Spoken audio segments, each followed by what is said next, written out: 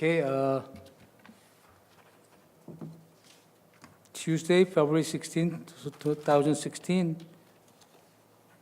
6:06, Calexico City Council, Calexico Redevelopment Successor Agency, Calexico Financing Authority regular meeting starts. The call to order, roll call. Mayor Kim, Yes? Member Chen Castro is absent. Councilmember Leal, Here. Councilmember Gonzalez is absent. Councilmember Moreno, Here. we have quorum, sir. Thank you, Ms. Garcia. Public comment not to exceed 3 minutes. This is the time for the public to address the city council on closed session items only. The mayor will recognize you, and when you come to the microphone, please state your name and the place of residency for the record. While members of the public are encouraged to participate, it is unlawful to disturb or delay the council meeting with personal or slanderous remarks. The city council is prohibited by state law from taking action or discussing items not included on the printed agenda. Please direct your questions and the comments to the city council. Okay. So public, do we have anybody, public wants to talk? This closed session? I don't think so.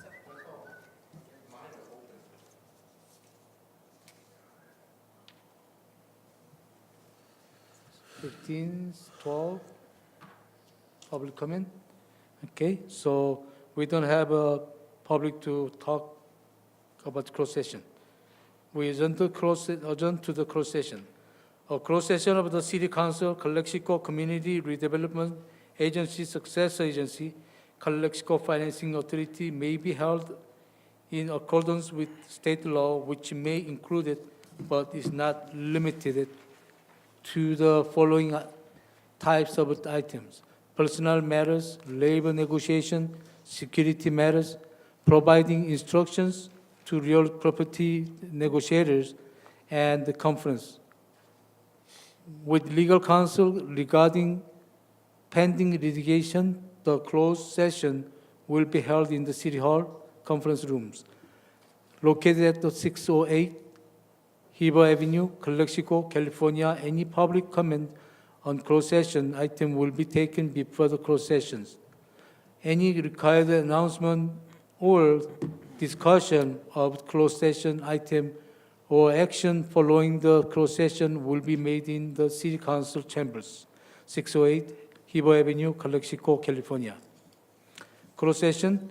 1. Conference with the legal counsel, existing litigation, pursuant to Government Code Section 54956.9 D1, City of Calexico versus Barriga et al.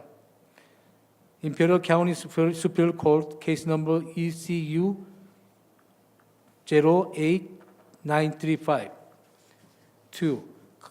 Conference with legal counsel, existing litigation, pursuant to Government Code Section 54956.9 D1, City of Calexico versus Dolamont, Imperial County Superior Court, case number ECU 08943. 3. Conference with labor negotiators, agency representative, city manager, city attorney, employee organization, SEIU, CMEA, SEIU / wastewater, operator association, supervisor association, police officer association, firefighter association, and unrepresented employees. For public employee performance evaluation, Government Code Section 54957B, title City Manager. So we go to closed session, getting to closed session, 6:11.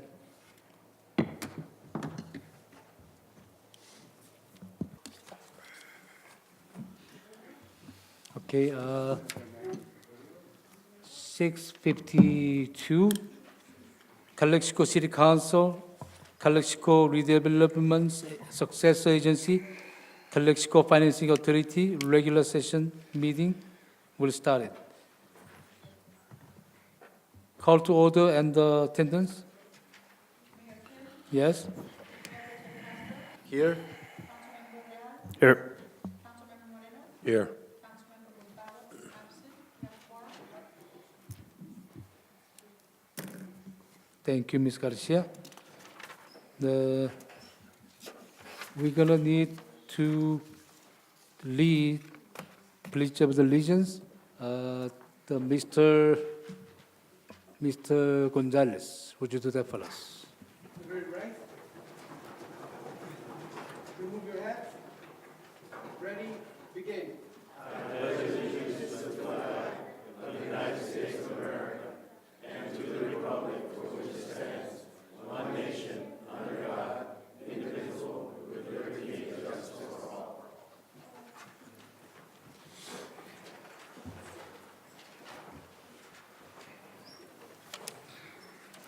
Okay, invocation, I believe we don't have a schedule.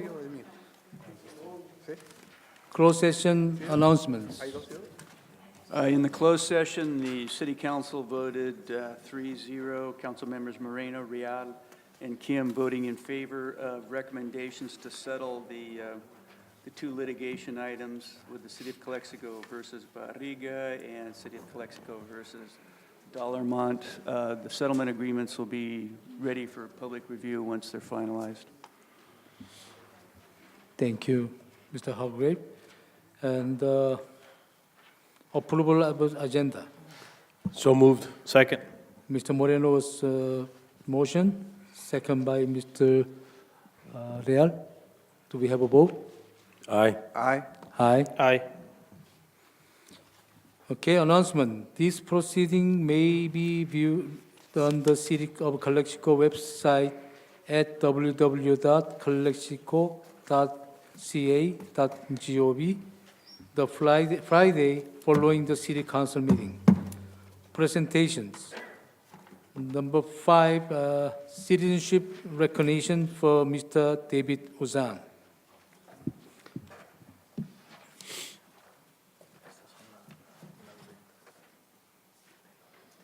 Before I go to, I'm going to read here.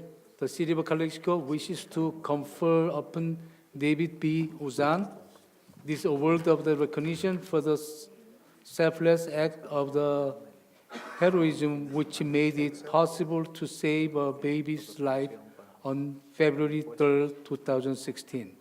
June Kim, Mayor, February 16, 2016.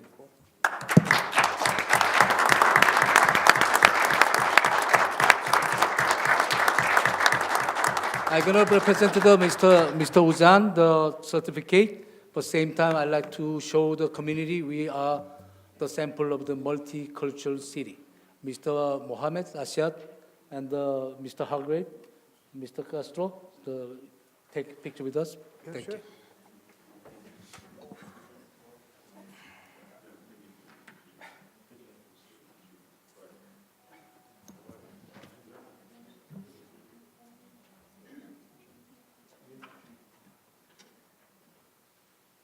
Who's going to take the picture?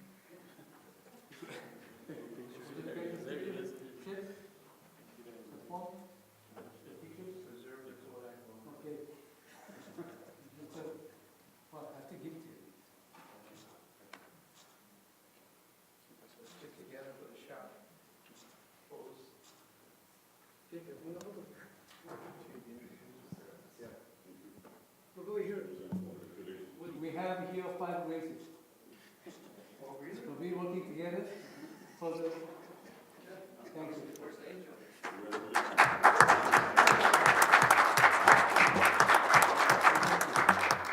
I just want to thank you, and I say, I happen to be. Speak into the microphone, former mayor.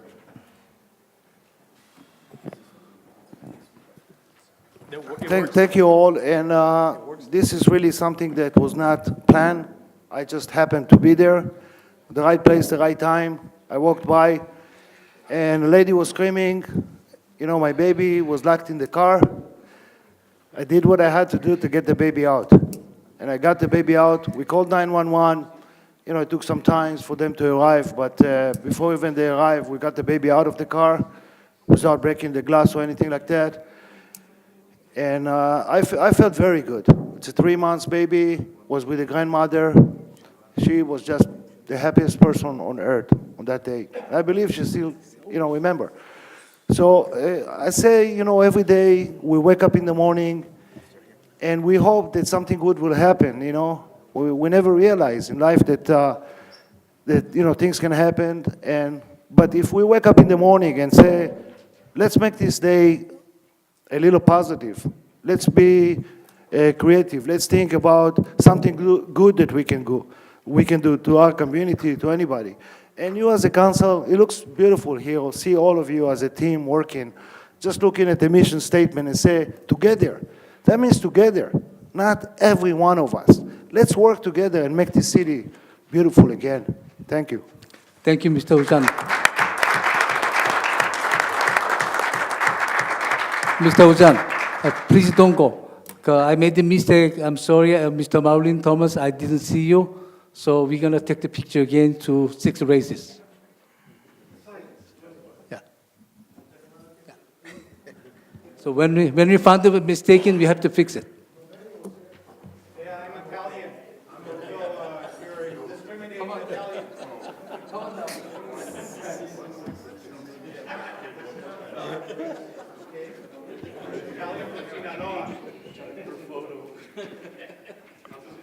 Do we have any other races here?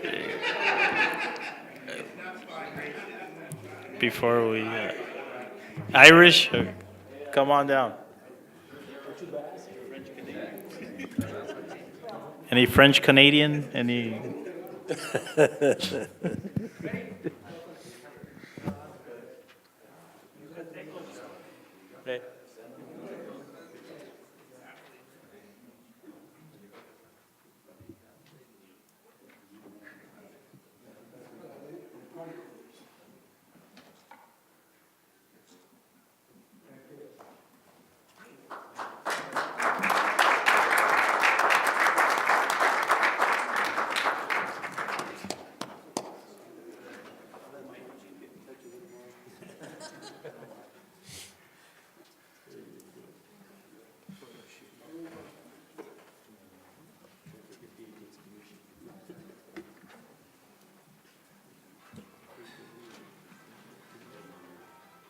But we said we have 6 races, but we all one.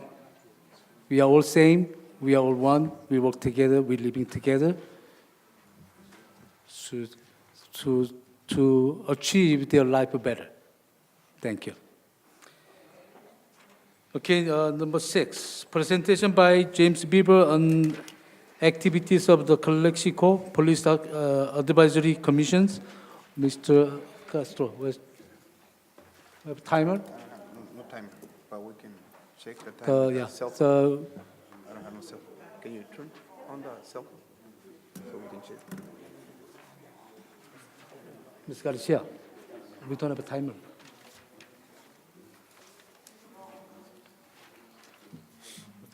That's fine.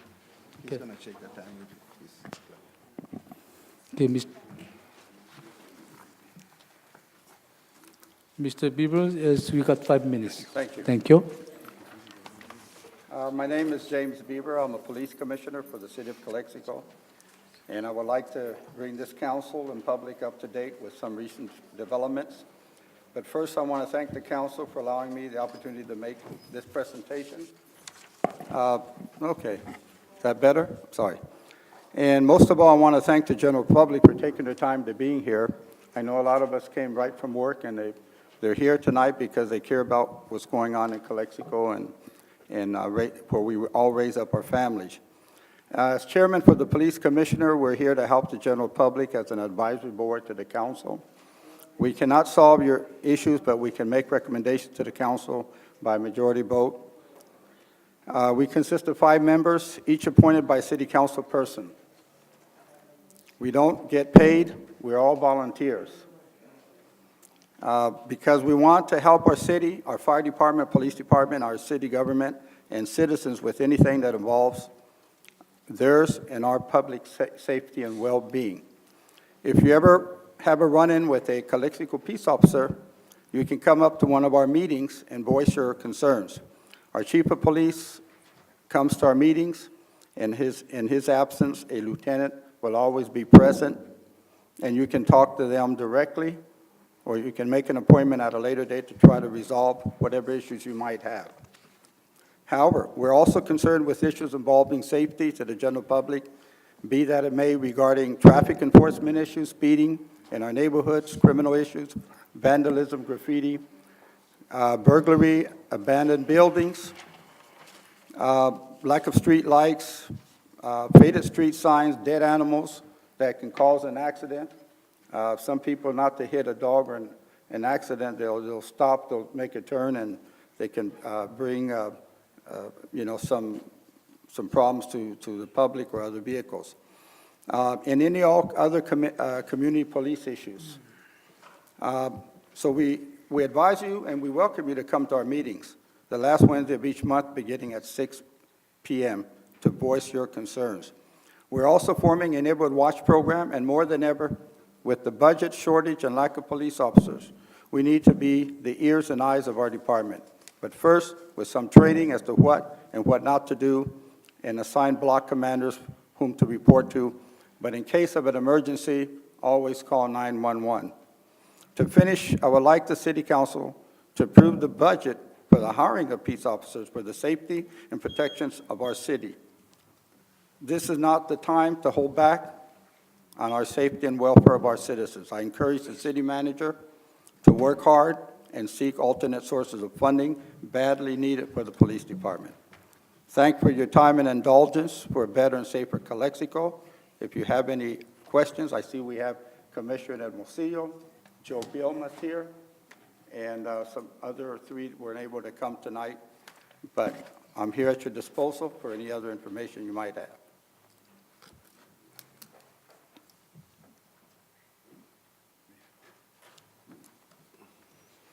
You have a question? Any council members have questions? Thank you, Mr. Wilbur. Thank you very much. Thank you.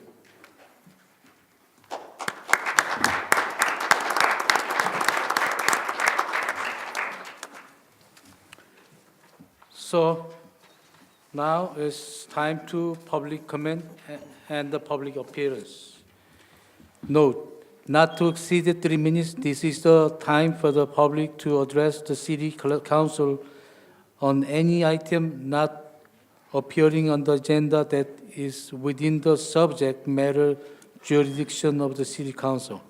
The mayor will recognize you, and when you come to the microphone, please state your name and please place the residence for the record. While members of the public are encouraged to participate, it is unlawful to disturb or delay the council meeting with personal or slanderous remarks. If the item you wish to comment on is a closed session or consent item, please comment now. The City Council is prohibited by state law from taking action or discussing item not included on the printed agenda. If the item you wish to comment on is on the public portion of agenda, we will take your comment when we get to the item on the agenda. Please direct your questions and comments to the City Council.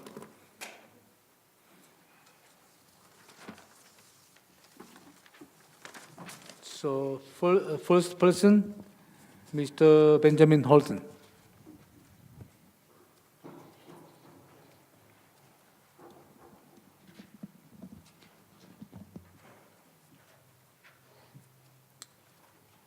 Mr. Mayor, distinguished members of the City Council, residents of Calexico.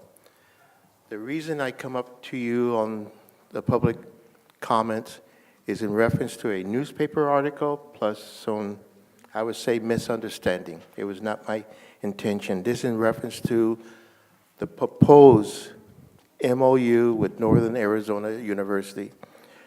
And the reason I come up here is to let you know that we're working toward doing something like that, but we plan to go through proper protocol.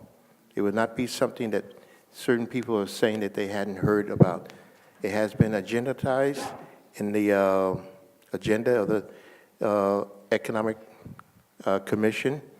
It has been noted in our minutes, and we will be putting it together. We'll be putting it together to bring forth to the city manager to discuss with his staff, to bring forward to the city council to look at and possible ratifying. And I just want to make this clear that we do not want any misunderstanding in reference to what we're doing. We're doing it for the betterment of the city. And with this, it will help us to have a, let's say, moving forward with economic development, which I'm sure we're all concerned about. And there are certain things in the city that's sorely needed. And the one thing that's needed is to know how to move forward. Move and adjust, ladies and gentlemen. Thank you. Thank you. Thank you, Mr. Holton. And next person for the public comment, Javier Gonzalez.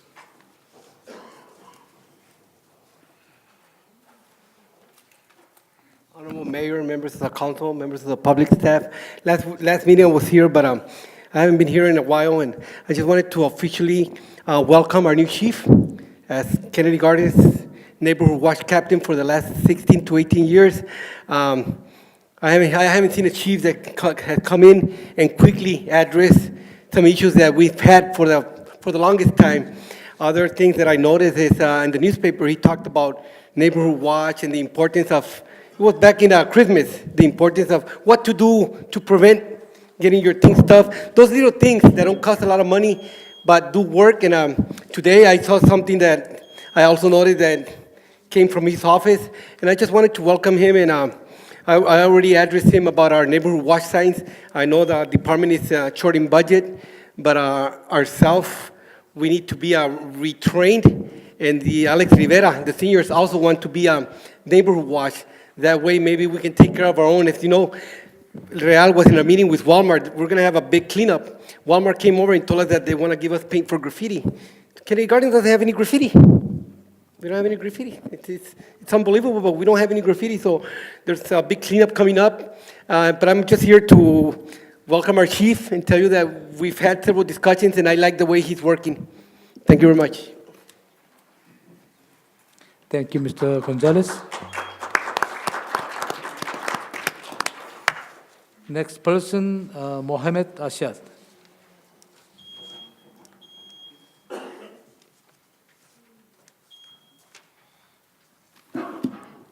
Dr. Mohamed Asiyat, good evening, Councilman. Good evening, ladies and gentlemen.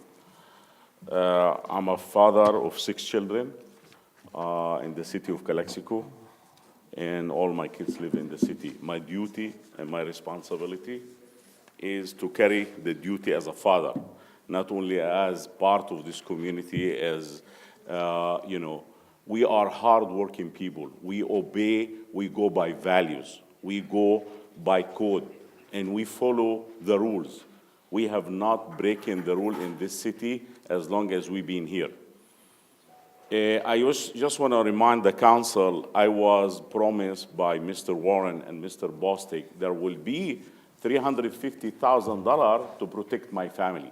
This was in the chamber of the city manager in the left side, and there was a present, if I recall, Mr. Morris Risen. To me, it's a joke. The words were just words back then.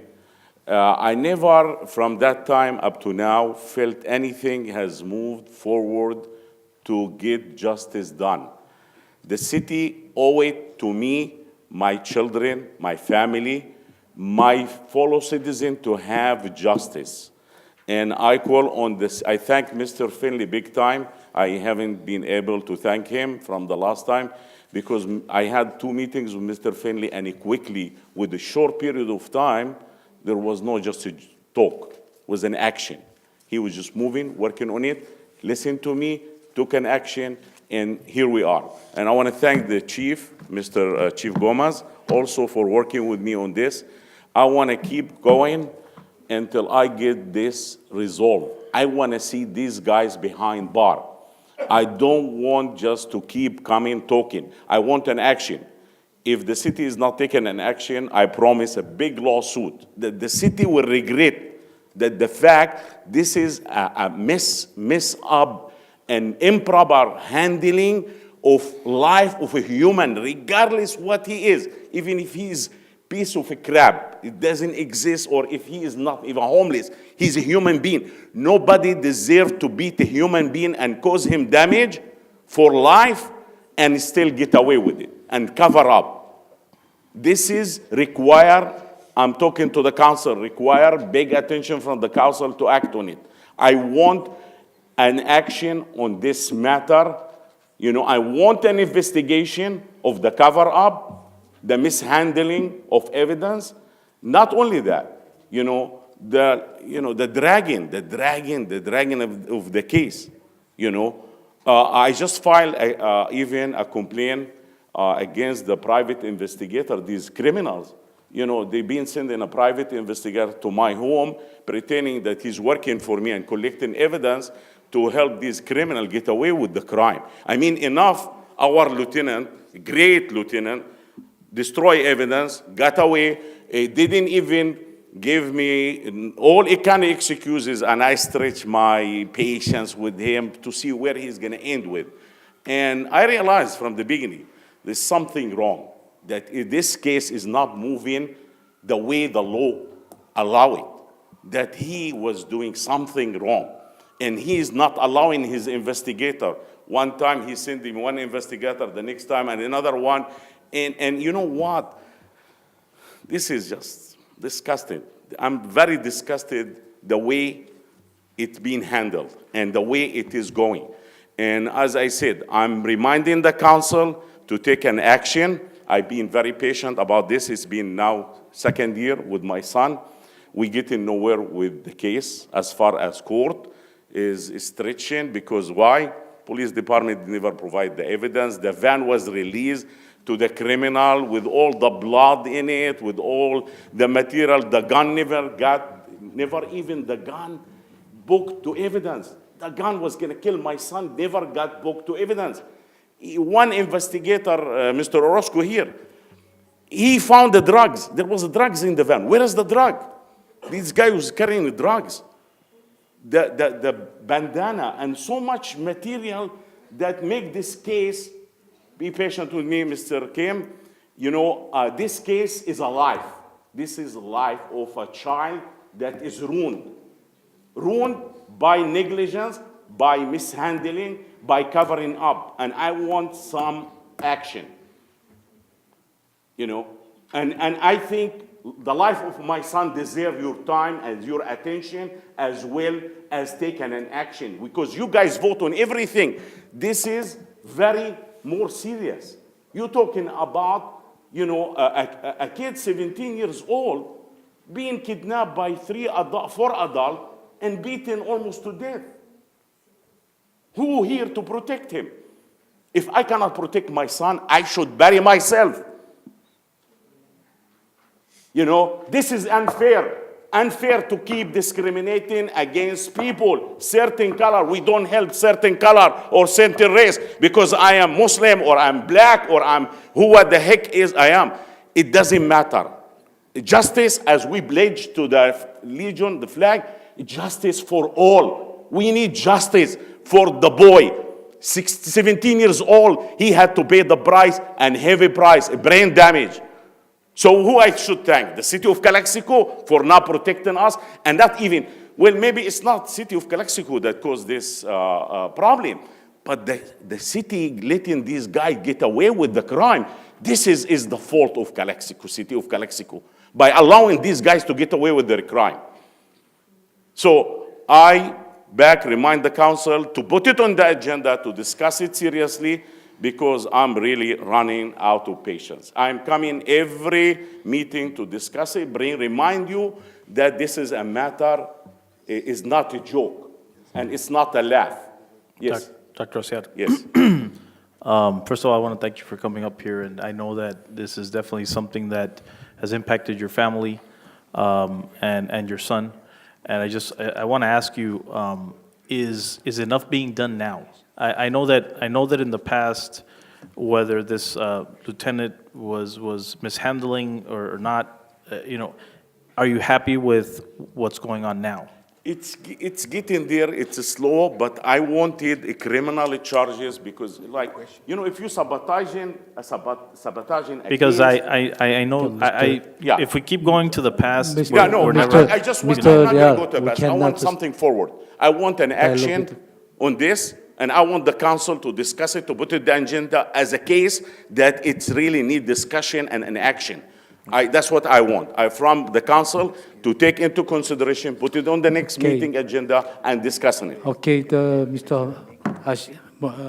Mr. Asiad, you done your speaking? Yes. Okay. As a council member, we have to be careful to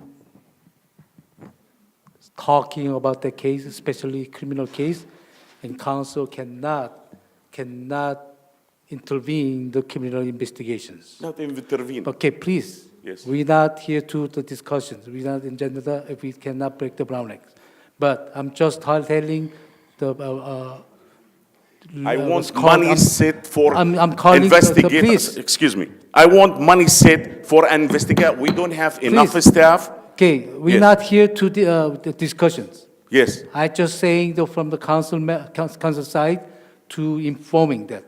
So Yes. what is happening is we have to discuss. We have to talk very carefully, especially in investigation of the criminal case.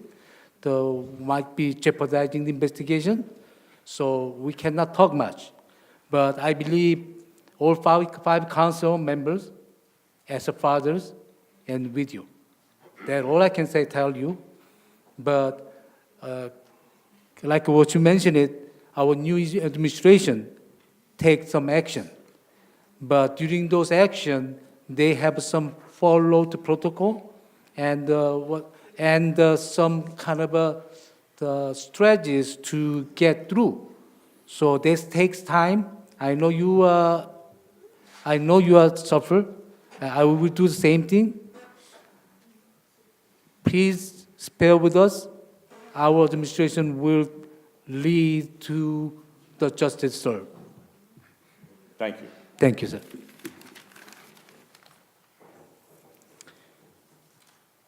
Okay, now let's call Dr. Mohammed Asiad here. Mr. Peroni. Alex Peroni.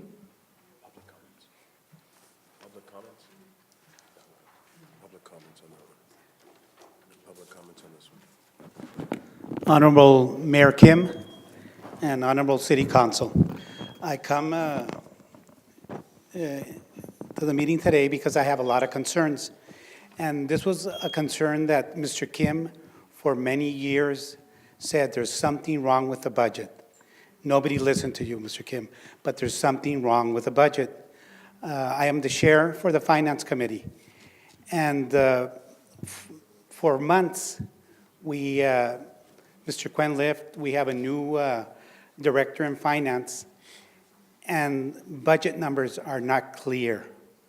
I believe there's more problems than we think, and the city council together, they need to get a grip on this. You guys need to handle that budget.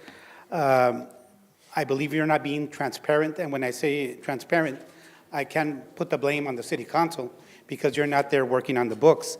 We're not seeing anything. Every time we come to a meeting, it's the same. Either the complaint is they're understaffed, and a big problem was left by the other staff. We need to start taking control of our budget before you start doing anything else in the city. And really, from my heart, I tell each and one of you to look at it.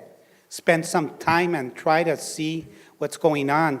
I looked 10 years at the budget when I was in city council, and we had 18 million in revenue. Today, we have 14 million, but we're spending 21, 22, and 23 million. So be better stewards. And Nick, you're a city manager. I can't put the blame because it's not a blame game. I think we need to start resolving and come together and say, grab the bull by the horns. We need to resolve the budget because if we don't have a healthy budget, we don't have a healthy city. And we're not being transparent. You know, something is wrong, and I believe you don't want to tell us because months go by and we don't have a clear picture of finances of the city. And we have Commissioner Gonzalez here, Commissioner Yanez. We dedicate our time, we pledge our time.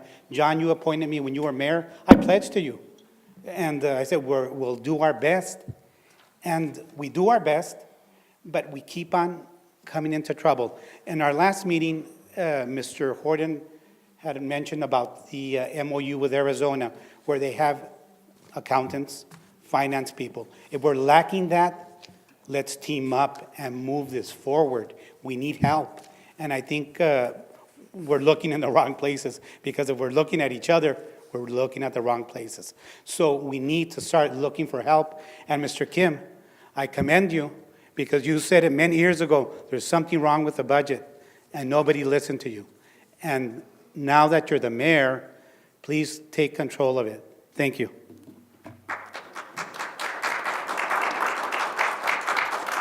Thank you, Mr. Peroni. And I believe we have, very shortly, we're going to come the numbers, correct numbers. And we taking a lot of times. I believe some of the people, they know me, and I'm not just a slow step person. I want to go quick. But it's so much disaster. And all the paperwork is not been there, and looking for the papers, invoice, all the chaos. It's limited personnel. Even we put the more personnel, we need to put the personnel who knows the system, who knows the city, how they runs. So I have limited it. So it takes a while, but now I believe we're going to have the end of the tunnel to mostly like almost accurate numbers come out. And I believe Mr. Finley, we might gonna be able to do budget and audit in the March, isn't it? That's correct. Thank you. Okay, and I think so. Oh, we have a more person here.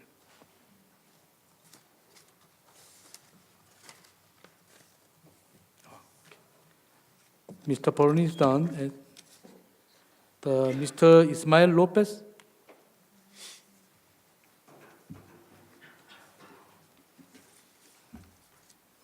Mayor, Councilman, good evening.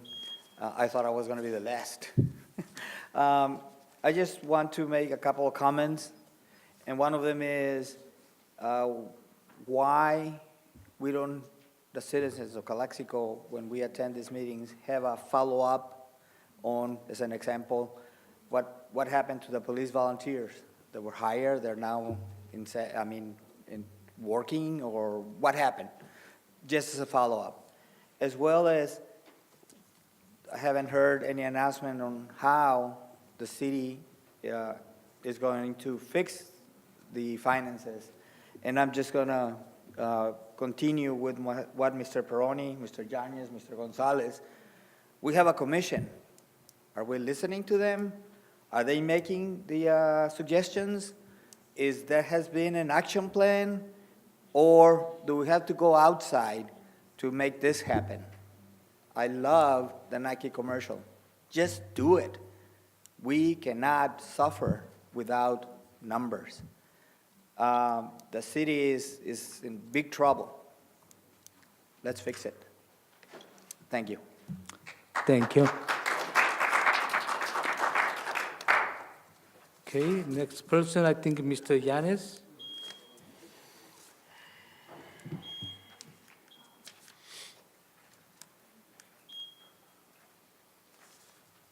Good evening, Mayor. Good evening, council members.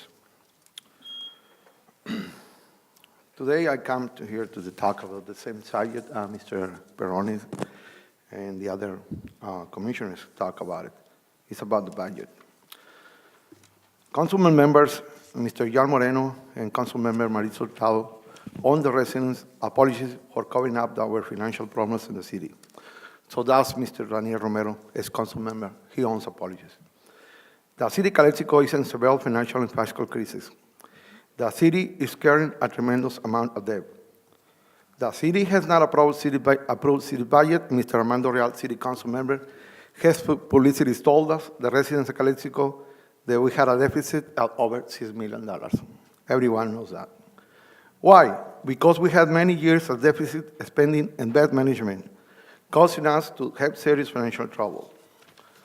In November 2011, that means 5 years ago, almost, City Council member Mr. Jan Moreno, ex-council member Mr. Daniel Romero, and current council member Marisol Hurtado made an internet policy that the current mayor cannot discuss any negative financial news on the city webpage.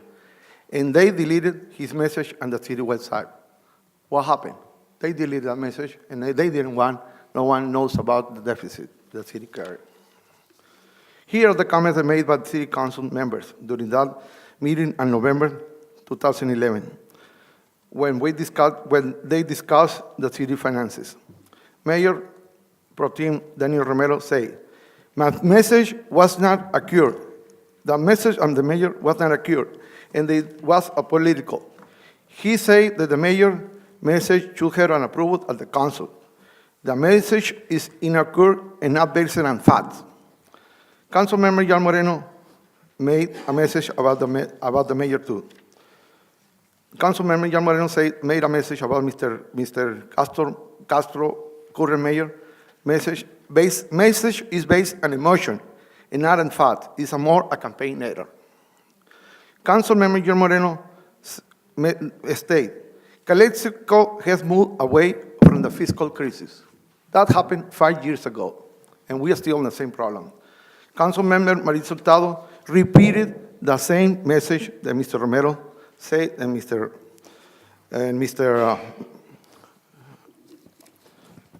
Moreno said. We had a simple solution to this. We had a deficit of $2 million every year. It's at 12%. Very simple. 12% of 40 hours is 5 hours. If we just cut 1 hour per day of the employees, we don't not cutting the salary, we're cutting the hour. We are going to be on a current budget. We had another simple solution. We can cut on employees. We got another simple solution. We can cut in our service. What are we going to do? It's the same cow. We are getting milk from the same cow, but guess what? The cow is dry. It's no more milk. It's only 125 employees. And the current budget and the current expenses are 90% on employee salaries. All we had to do, we had a solution. You had a big responsibility as a city manager, Mr. Finley. Either one, or you cut salaries, or you fire employees, or you cut service to the city, or you ask for a loan. You have many solutions. If you don't put attention to these solutions, in 2 years or in 3 years, the city is going to be in a worse situation. Either do it now or do it later, but you're going to do it. Thank you.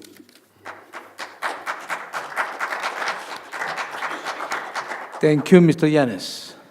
Now come to I think it will be all the council members, the public was spoke. Now it's council members' turns. City council comment and the report of the meeting attended. So, Mr. Real, would you start it? I believe you have a lot of things to talk. Actually, no, I have no comments. Okay, Mr. Moreno, I have no comments either, Mayor. Mr. Castro? No comments. So no, everybody doesn't want to comment. Only you, Kim. Only me. All for you. That means you have 12 minutes you could spend. I think I don't have nothing too much to do that. And I attended the memorial of the United Farm Workers, Rufino Contreras. They opened the office named after Rufino Contreras for memorizing, and the farm workers do all the activities with the Cesar Chavez fighting for the justice. And I believe sometimes justice takes a side. So our job, especially council members' job, to justice in the middle, to fairly, to equally to serve everybody's, protect them and enforce them. That's if our council involving or our council intervening over the justice process, then that becomes something justice takes aside. So maybe Barry White. So all elected person should be separate from the law enforcement and safety officers to let them do their job in a right way. It has to be send the message to the community, and all the what I understanding, all the Mr. Cesar Chavez activities were as justice for everybody, equal justice. They are right, and I'll do my best to protect our citizens' right and our city's right. Thank you. Okay, I believe that everything is done. I think we have a city manager's report. Mr. Finley? I only have one item. Honorable Council and members of the audience, the Council had requested an RDA successor budget report from the past few years. The information wasn't complete, so it's not on this agenda and will be on your next agenda. So I just wanted to notice you guys on that. Thank you. Thank you, Mr. Finley. So we're going to have a next meeting. We're going to have a more clear numbers come out. You'll have the full report. Thank you, sir. Consent calendar. All matters listed under the consent calendar are to be considered routine by the City Council, Calexico Community Redevelopment Agency, Successor Agency, or Calexico Financing Authority, and will be enacted by one motion in the form listed. Any item may be removed from the consent calendar and considered separate by the City Council. Is any council member wish to pull discussion separately? Make a motion to approve 7, 8, 9, and 10. Second. Motion by the approve the full 7, 8, 9, 10. Motion by the Mr. Real, second by the Mr. Moreno. If they have any discussions, we go vote. Aye. Aye. Aye. Aye. So now, number discussion and the potential action items. Number 11, approved list of the selected consultants for on-call engineering, plan check, surveying, inspection service, geotechnical, landscape, and architectural design services. I think Mr. Fielding needed to explain. Yeah, this is an RFP that was sent out for list of eligibility for an on-call engineering services to do plan check, surveying, and inspection services of architectural landscape design services for the city of Calexico on a non-need basis. We have brought before you the approval of 5 agencies here locally in the Valley: BJ Engineering and Survey out of the city of Imperial, Dynamic Consulting Engineering out of the city of Imperial, Proterra Landscaping Service, Civil Engineering out of El Centro, the whole group also out of El Centro, and Yanez Engineering out of Calexico. We're asking for you to approve these agencies so we can use them on an on-call engineering basis as projects come before the city. We can obtain proposals from them and then bring them before for council approval if they are over a $10,000 administrative limit. One question for staff: is this list going to be on a rotational basis? That's correct. Is it based on a specific amount? For example, Proterra, once they reach a $10,000 amount, you skip to the next, to Holt Group or Yanis. Is that the way you're going to work it, or is it? The reason I'm asking is if you have a company, for example, Proterra, come in and do, something worth $1,000, and then the next guy gets a project like, Grand Plaza or something that's in the hundreds of thousands of dollars, it's not going to be fair. And so that's why I'm asking how the allocations, how are you going to work that? Anything over $10,000 will be brought to the council. What we'll do is we'll get informal Bids. bids from each for, from either all 5 or 3 of the 5 or whoever responds, and then we'll come before you on anything over the $10,000. So anything under 10 would just be on a rotational Correct. basis? Correct. Motion for its approval? Motion by Mr. Real, Second. second by Mr. Moreno. We vote if we don't have a discussion. Aye. Aye. Aye. Mr. Moreno? Aye. Okay, agenda 11, item 11 is passed. Now we're gonna go to 12. Discussion and consideration of ordinance for the tent sales in Calexico. I think this one is Mr. Moreno's items. Yeah, Mr. Mayor, if you will, I brought this up at the last meeting to look at the ordinance that we have. Mr. Real had mentioned earlier that sales are down 20% throughout the city as far as business sales are concerned. And these tent sales come into town and they reduce the sales of our already existing businesses who provide that sales tax revenue for the services of the community. I'm not sure if this is helping the city of Calexico when these tent sales come into town. I'm under the assumption that it is depleting the business sales for the current businesses who pay business licenses and property taxes, et cetera.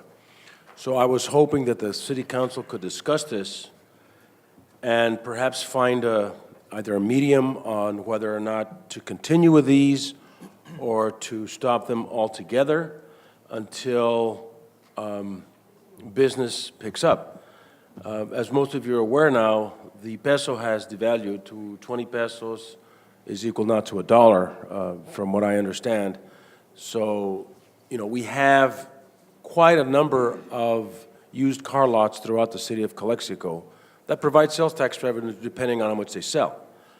So I'm bringing it to the council for us to discuss on what we can do to keep sales high in the existing businesses and continue this moratorium that we had, I don't know how long it was, for these tent sales who, what I think, just come into town, take the money and run. And it really doesn't help our existing businesses. It'd be like if it was you're in the supermarket business, the supermarket comes to town for a weekend, sells all these groceries at a cheap price, and then leaves town. Meanwhile, the businesses are suffering sales revenue. So Mr. Kim and I had put this on the agenda for our council's discussion to see what we want to do.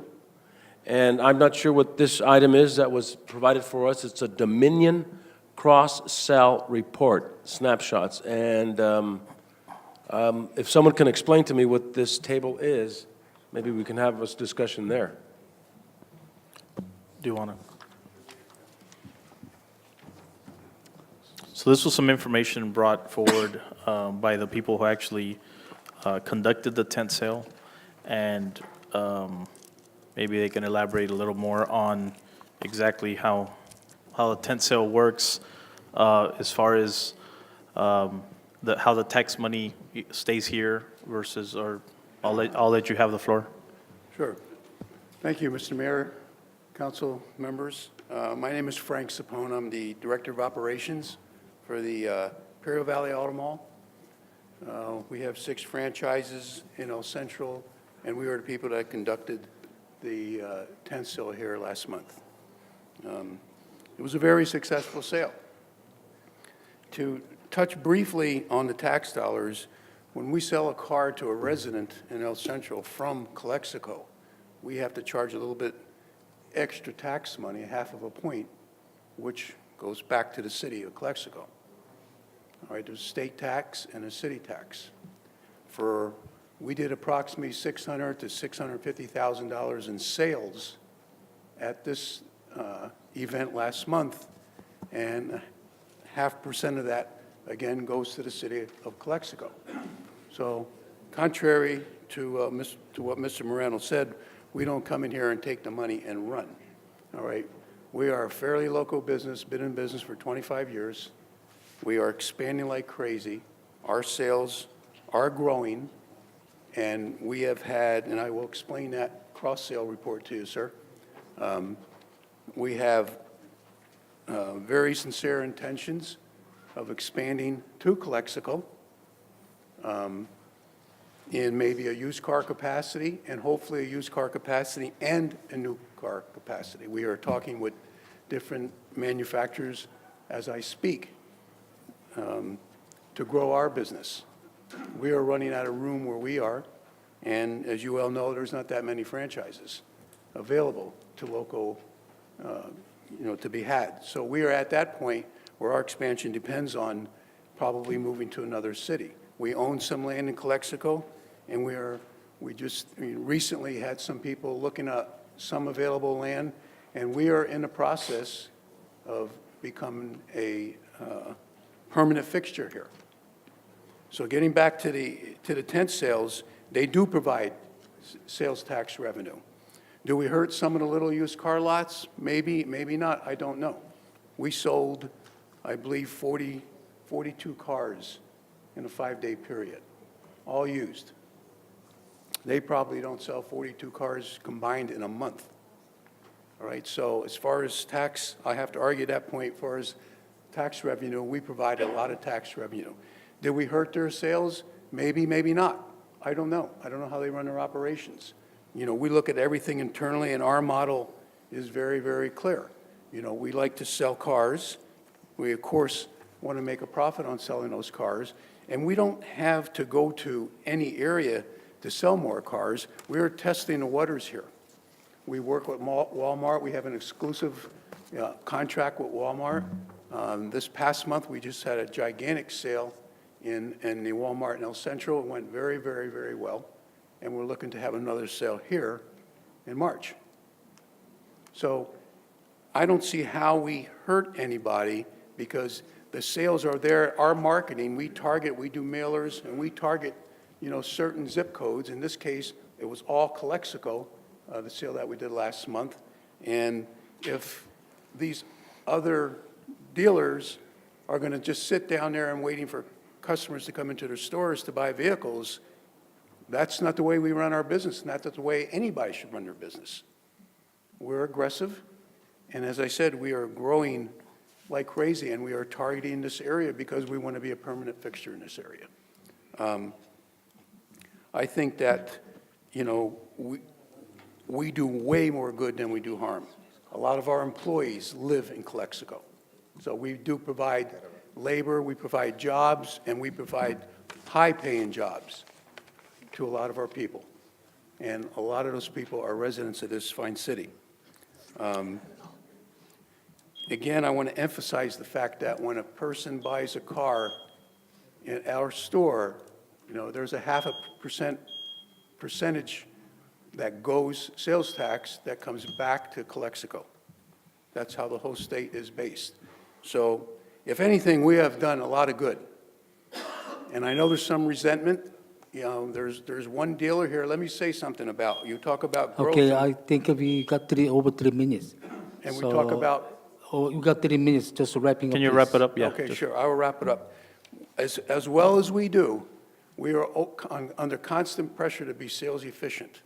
And that's any franchise dealer. There's a local dealer here, a Ford dealer, and there is no guarantee that that Ford dealer will be here a year from now or 2 years from now. The manufacturers put that kind of emphasis on it. Thank you. Thank you, sir. I have some questions. I had a. How yeah. many cars been sold at the tent sale? 42 cars in the 1 month. 1 month, you sold 42 cars in the 5 days. Okay. 107 in the month? I know, used to, I know, 107 used car, I had a question. and the 5 days and 42 cars. I have a question, real quick. I'm noticing here, because you did give us a list of the 42 cars that you did sell. And you did, you know, and obviously we do have a Ford dealership in our city. That's the only new car dealership that we have. What I notice here is that you didn't sell one Ford out of these 42. So I guess in a way, I guess what I'm seeing is you didn't sell one Ford out of the 42. So, I mean, I can understand if all these were Ford, you're coming in and competing, but you're offering people, I guess, a variety of cars in a way. Okay. Like imports, okay. I think it's be done with the numbers. Thank you. Mr. Moreno, do you have some question? I believe there was someone that brought in a slip that they wanted to speak, right, Mr. Hermosillo? Okay, so I think it's Mr. Castro. You have any question? Yes, what I hear from you, I'm sorry, I forgot your name, but Frank? Frank, okay, Frank. You said if you guys sell a car in El Centro, right? Calexico, City of Calexico receive half cents of the sales tax? Well, okay, you have to charge extra. I think it means And if you on that 10 sales, how much we receive Calexico? If a resident from Calexico buy a car from you here in Calexico, how much we are gonna receive? The City of Calexico, how much? From the sales that we had here? Yes, here in Calexico, but for resident of Calexico. $3,000 to $4,000. Thank you. I just want to add, let me make a comment, because me and the attorney today had a conversation. I pretty much called another city to ask them exactly how this works, because this is the first time that since I'm on council, there's a tent sale in Calexico. So I called our ex-city manager, Marlene Bess, in the city of Imperial, and I asked her to tell me, you know, how this worked. And it's pretty much, and I also talked to Franchise Tax Board, and the way it works is and maybe if you guys want to have a meeting with the person at the Franchise Tax Board, that could be done as well. The way it works is that wherever you go, if I go buy a vehicle in San Diego, they charge you the taxes based off Calexico, because the tax has to come back here. Now, the tent sale, whatever vehicles they sell, it's actually 0.5% that comes directly to the city, plus an indirect 1%, which is it's what the state gives the city back from total car sales. So let's just say there was 1,000 car sales a year in Calexico.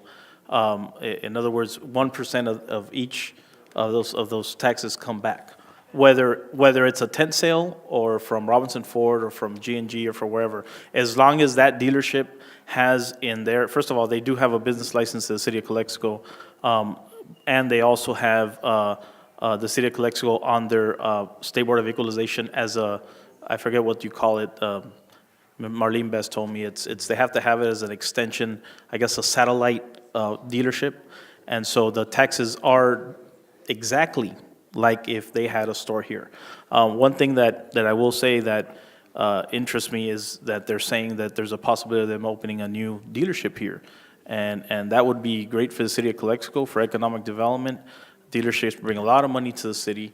And you know, I personally believe that that competition is even good. It's not bad. Calexico used to be the mecca of used car sales, and we had a lot of business. They kind of started dying off, and guess what? Everything dies off.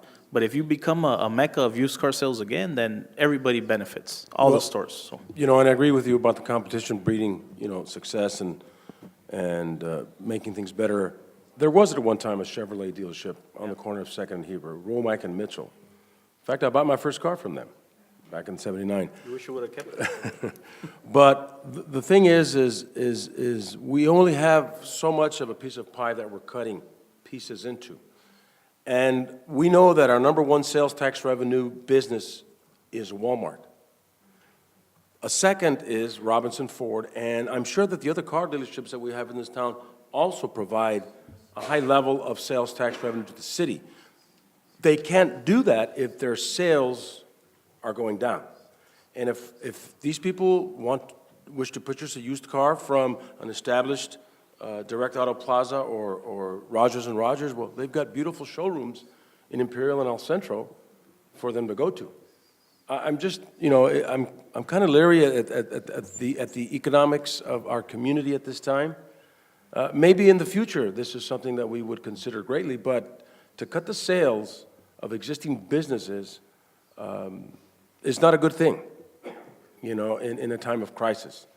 I'm not saying that this is not a good thing. I'm just saying that right now we're down 20% across the board in business sales throughout the city of Calexico. I understand. I'm just wondering, so if a Target wanted to come into Calexico, we wouldn't allow it because Walmart's are going to go. That's all I'm saying. Let's get the public opinion first, and then we continue the discussions. Mr. El Moshio? Mayor, Council, the issue isn't the sales tax. We're going to receive the sales tax regardless. The issue is, like this gentleman said, they sold 43 cars in 5 days.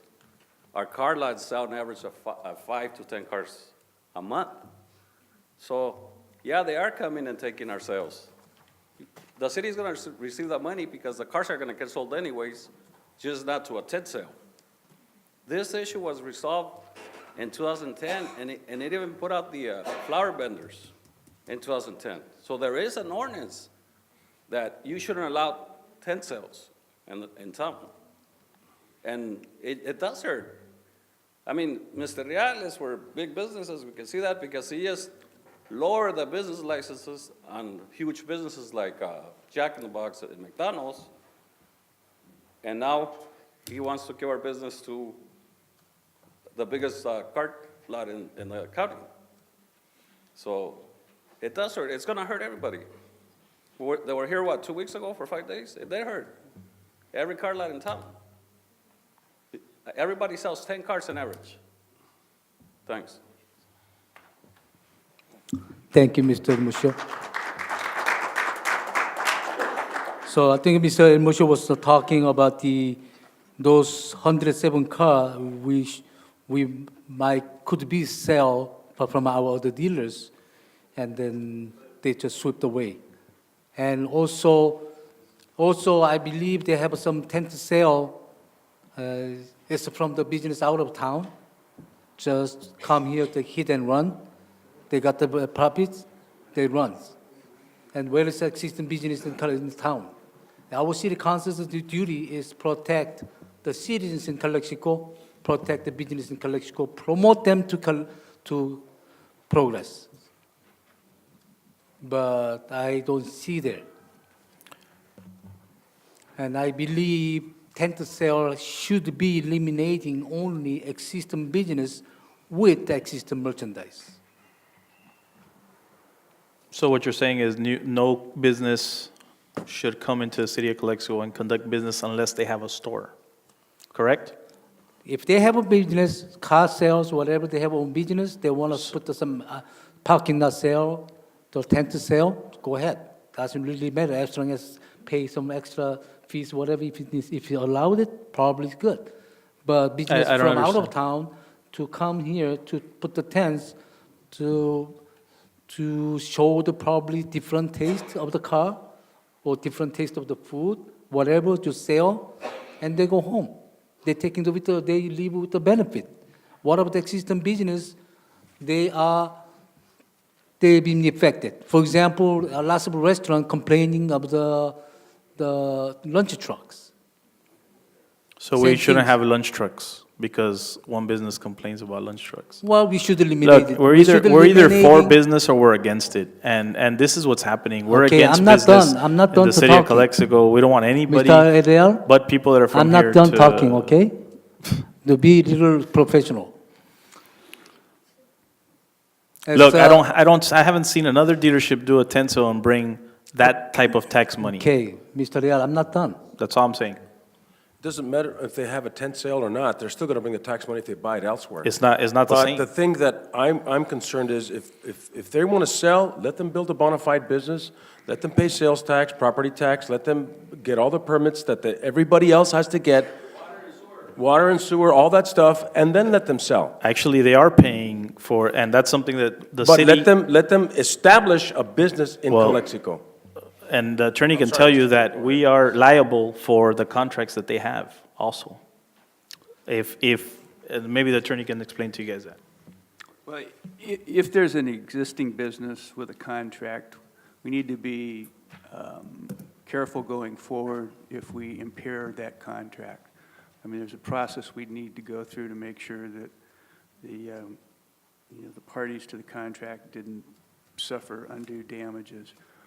And there's different ways of doing that, but it wouldn't, I mean, we could go forward and prevent tent sales from folks that aren't operating. Hey, attorney, if there's an ordinance, then somebody didn't do their homework. Please, Before they move forward. please, we're talking. Okay. Don't scare our people from a lawsuit. But I'm just saying, there is a process that we need to be careful of if we're gonna. So if there's Have is there an businesses- ordinance or there's not? Where, I thought it was a 6-month ordinance. Well, Oh, it was a 45-day mandate only. There's not an ordinance. Okay, so that means we already been done, we have histories. So nothing wrong if we put that adding ordinance to the existing business to only to allow to their own products to tent sale. We're not saying this, so they should not rent to someone or some other business than what they have. That's the issues. We're not eliminating them not to do tent sales. We just stick with their permitted business to doing the tent sale, whatever. we would have to be careful with the impact on existing businesses, existing tent sale businesses. I don't Yeah, know what that's kind of what- but- arrangements they have, but we'd have to be careful. I mean, if the city right now decided that they were going to, stop all car sales within the city of Calexico, including dealerships, I mean, we would have to give the existing dealerships here in the city an opportunity to, call it amateurize out their investment. right? That's what I'm saying is they're only allowed to have their own products, which is if all the used car sellers, they put the used car for the tent sale, parking lot sale, we're okay with it. But to rent to the parking lot, rent to some other type of the business, and then they just come in here, let's say they're selling some products to affecting other current business, and then they sell probably 1 week, 10 days, and then just leave. So this is done in a private, Walmart's considered private, right? Their parking lot's private, or, yeah, Yes, right? private property. What about Grand Plaza? That's private? Yes. So can we limit, for example, Grand Plaza had a tent sale there for, I'm not sure if it was furniture last month or something like that. We can limit that as well? Yes. Okay. So, Yeah. so the contracts we're not liable for. If they have let's say they have a contract with Walmart for a year to do tent sales and with Grand Plaza for 3 years, we're not liable if we, It's difficult to say yes or no without knowing what the arrangements are, but what we would have to do, what we would recommend doing is having a process where the businesses that were affected could come forward and show the impact on their business, what kind of losses they might incur, and then we'd have to have some way of of amateurizing out that situation. And also, I believe the Walmart is not to, they don't have a business license to sell the car. And they have a business license to general merchandise, not the car. In that case, That's I not, that's don't- regulated by the state. That has nothing to do with Walmart. Well, Walmart's not doing the again- tent sale, it's the Again, every dealership. business has to conduct the business as a business license permitted. So anyways, I believe we need to look into put some city ordinance to protect some current merchants or business to make sure we don't get invaded by from outside the business. I think we need to look at protecting our own businesses. Up until that day that Direct Auto Plaza establishes a business in Calexico, well, we'll support them. But, I mean, tent sales really hurt the revenue of all the existing business, no matter if it's furniture, if it's vehicles, whatever it is. And Mandy, you were a very strong supporter of our local business downtown back in August when you wanted to lower the fees, and I agreed with you. We're here to protect our own. We're here to make sure that without sales tax, we can't run a city. But don't you think when you approved Grand Plaza, you hurt downtown as well? I think we complemented downtown. I think downtown was already hurt at that time. When you brought Walmart, you hurt your business too. at Well, Super Shop. well, that's why I was against it. Hey, you're either growing or you're dying. Listen, the city's growing or it's dying. It says, well, no. Did you? They're opening Please. they're opening a dealership in Calexico. Okay. Well, Okay, We're Mr. either- we're either I think pro-business I have or a we're public not, you know. comments. That's all I'm Mr. Alex Poloni, please. Okay, we, ¿Qué voy a ganar, Javi? Párate pues. ¿Qué voy a ganar? Es negocio. we live in It's a... tax money. It's tax money we're not making. Please, Mr. Real, we not, so should not. Look, here are the amount of cars that were sold. Look at them. Yeah, that could, Look that at could them. be somebody's The sales people in still the going to El business Centro to Calexico. buy these cars. Not everybody wants to buy a Ford. Come on. Okay, Mr. Poloni? Everybody here drives a Ford? Okay, No, right? Excuse me. don't be kiddish. Excuse me, the... Ford 150, The mayor gave me F-150 the best-selling cars in the country, aren't they? Okay, we live Found in a... on the road dead. We live in a capitalistic country. The fiber of America is sales. And, we all have that opportunity. And I think right here, we've touched something sensitive because we have local businesses that are dying. And, the Direct Auto, they have a lot of money, they have a lot of marketing. And, you guys are doing a great job and we commend you. But we need to look at, we have an ordinance. And Mr. Attorney, please do not scare our local business on saying something like there might be a liability. That's between him and Walmart, not between the business people of Calexico. Okay, never scare us. Okay, we're small town folk, but we know our stuff. Don't scare us with this type of stuff. And again, we're here, we're not telling them not to come. I like business, and good, let's promote it, but let's do things right. Let's not step over our people that are here, that pay their licenses, and provide jobs. Robinson Ford, I go in there, there's at least 40 people that I can see that are working. When you bring in your salespeople, what do you got, 4, 5, 7 people? Probably not all that live in Imperial El Centro, but the ones here at Robinson Ford, the majority live here and some in Mexicali. But in any case, but they shop here. What we need to look at, our ordinance and also the benefit. Mandy, I commend you. If you're going out there and looking to bring business, I saw the numbers.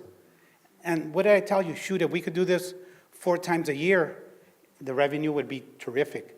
But let's promote our local people. Let's at least be parochial for right now. We need to help our business. Thank you. Thank you, Mr. Brenes. Okay, now Mr. Leal, you want to say something? Go ahead. I just wanted to add that I'm not sure if you misunderstood Mr. Peroni.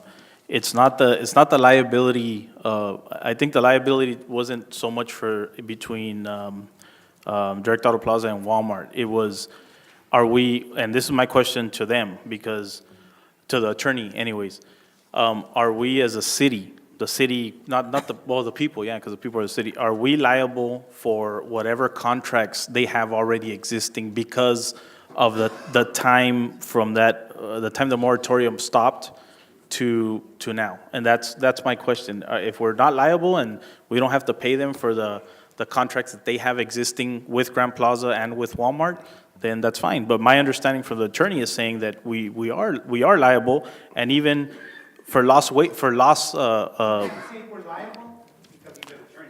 He'll say we'll look into it. That's all he can say. no, well, Because, am I right? It's all how you interpret the law.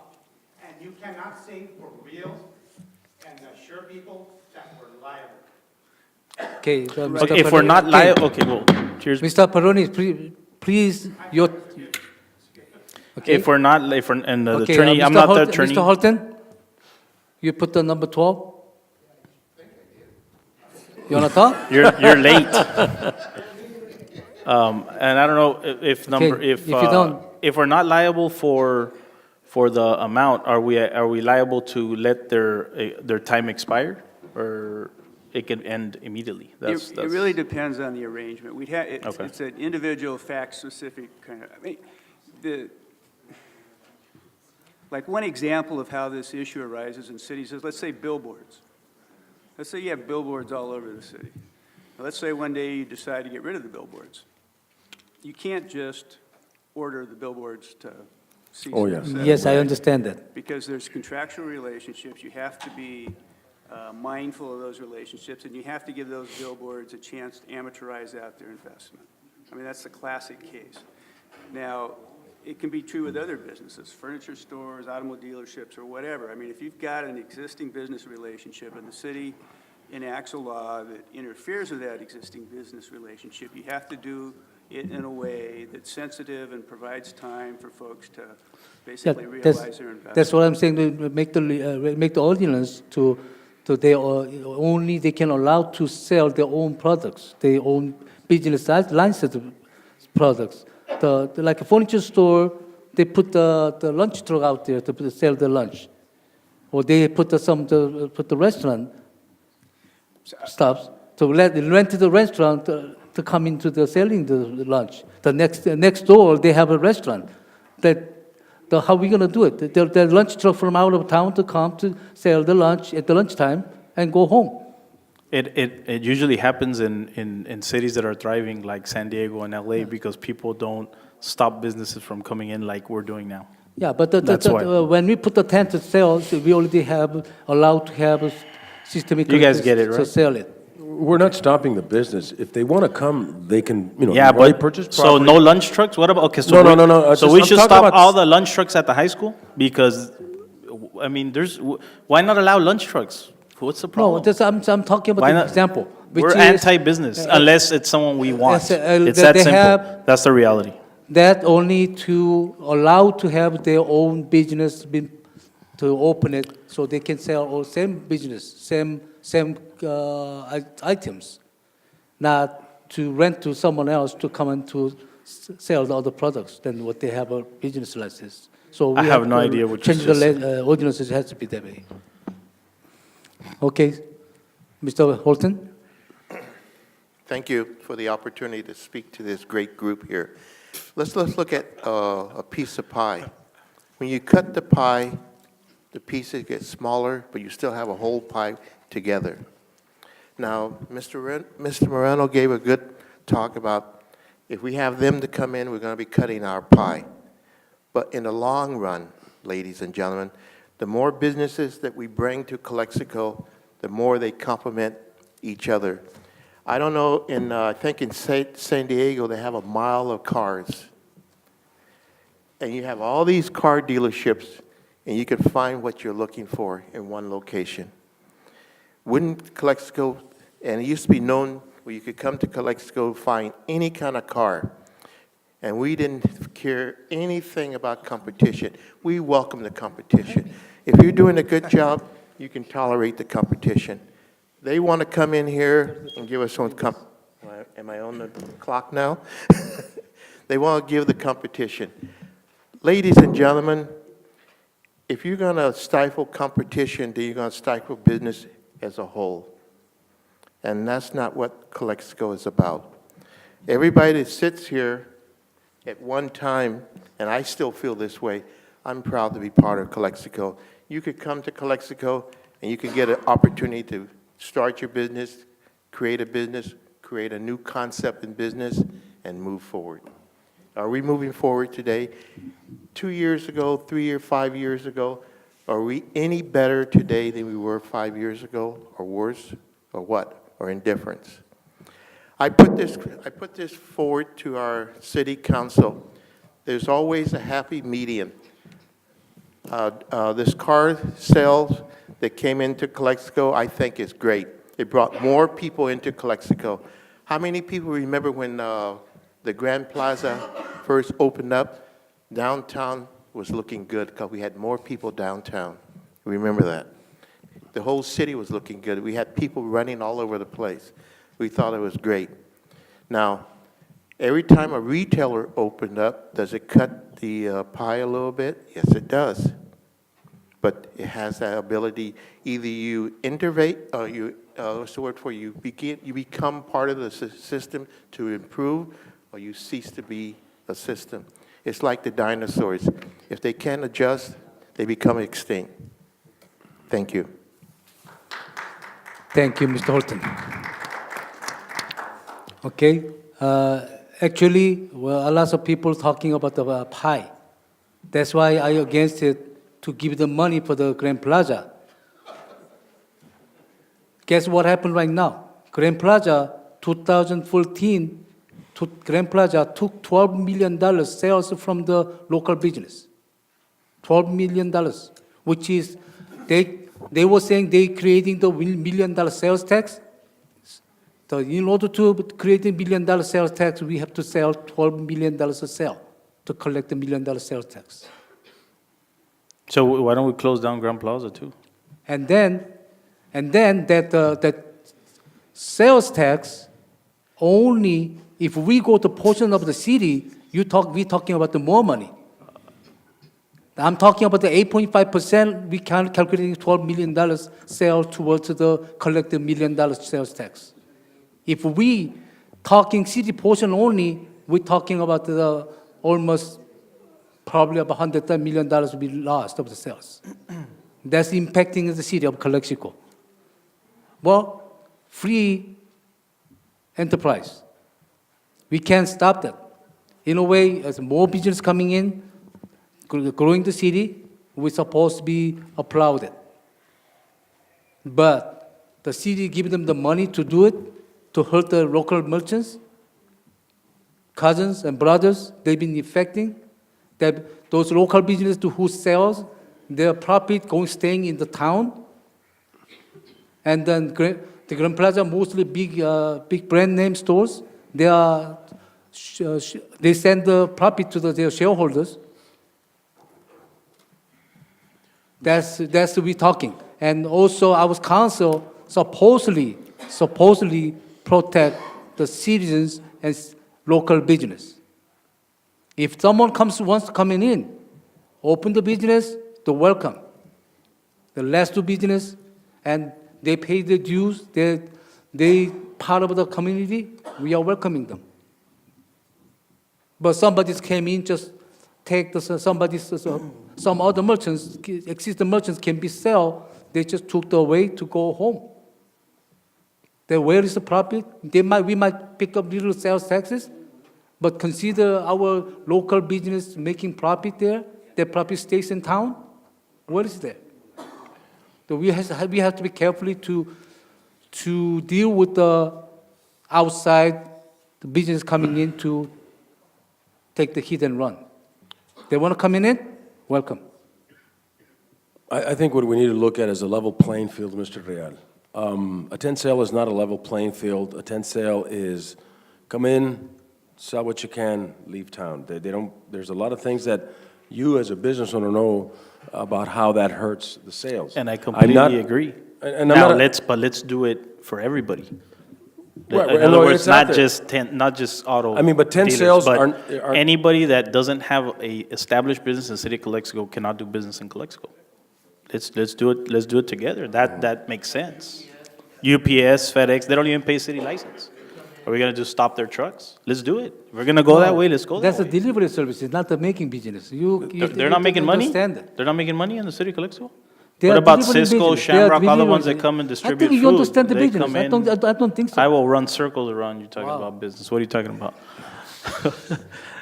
Anyways, Well- look, I'm just gonna make this statement that's real quick. The same reason we're in the hole because the city is broke is because of this same reason, because we're anti-business. It's the same reason El Centro's booming and we're not, because of the nepotism and I'm not even gonna say the other words, but we're against business unless it's our relatives or or somebody we know, then we're okay. Well, But when it's Mr. someone from the Real, you outside, have a long right? statement. You're biased because you don't want Grand Plaza here. Yeah, it affected your business. It affected a lot of people's business, not just yours. Yeah. You know, it is what it is. I'm not against to come to Grand Plaza, but against to give them Oh, money. you're not against Grand Plaza now? Give all of a them the sudden. money to them. Oh. That's the issues. No. Mayor. Okay. You wanna write down? You wanna take that? Do you write down to? Anyway, just for the citizens to know, this is why the city is the way it is. We're anti-business, we're anti-growth, we're anti-progressive. No, we're not. That's a what's fallacy. happening. That's a fallacy. That's the Mr. reality. Real. You the one. You the It one is. screwed the business, existing business. You have a problem with existing business in Calexico. I screwed the business. We're looking at a level playing field. If a car dealership wants to come into town and sell Excuse me. vehicles, Mr. Real, A let them tenth- establish. A tenth is not growth. It's a tenth. It's tax money. It's Tax the tax money we're How gonna much get is gonna anyway. $600? No, about $6,500. No. It's actually him.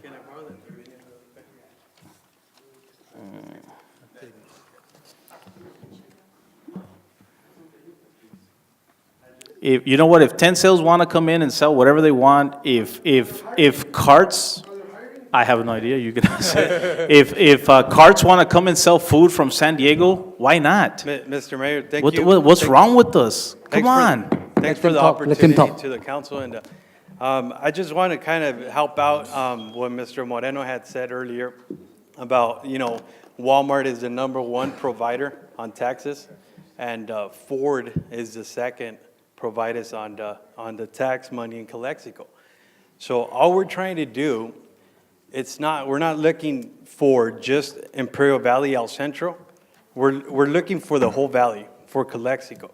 Okay, we're interested in helping boost our cities. I mean, we know, I got family, my family grew up in Calexico.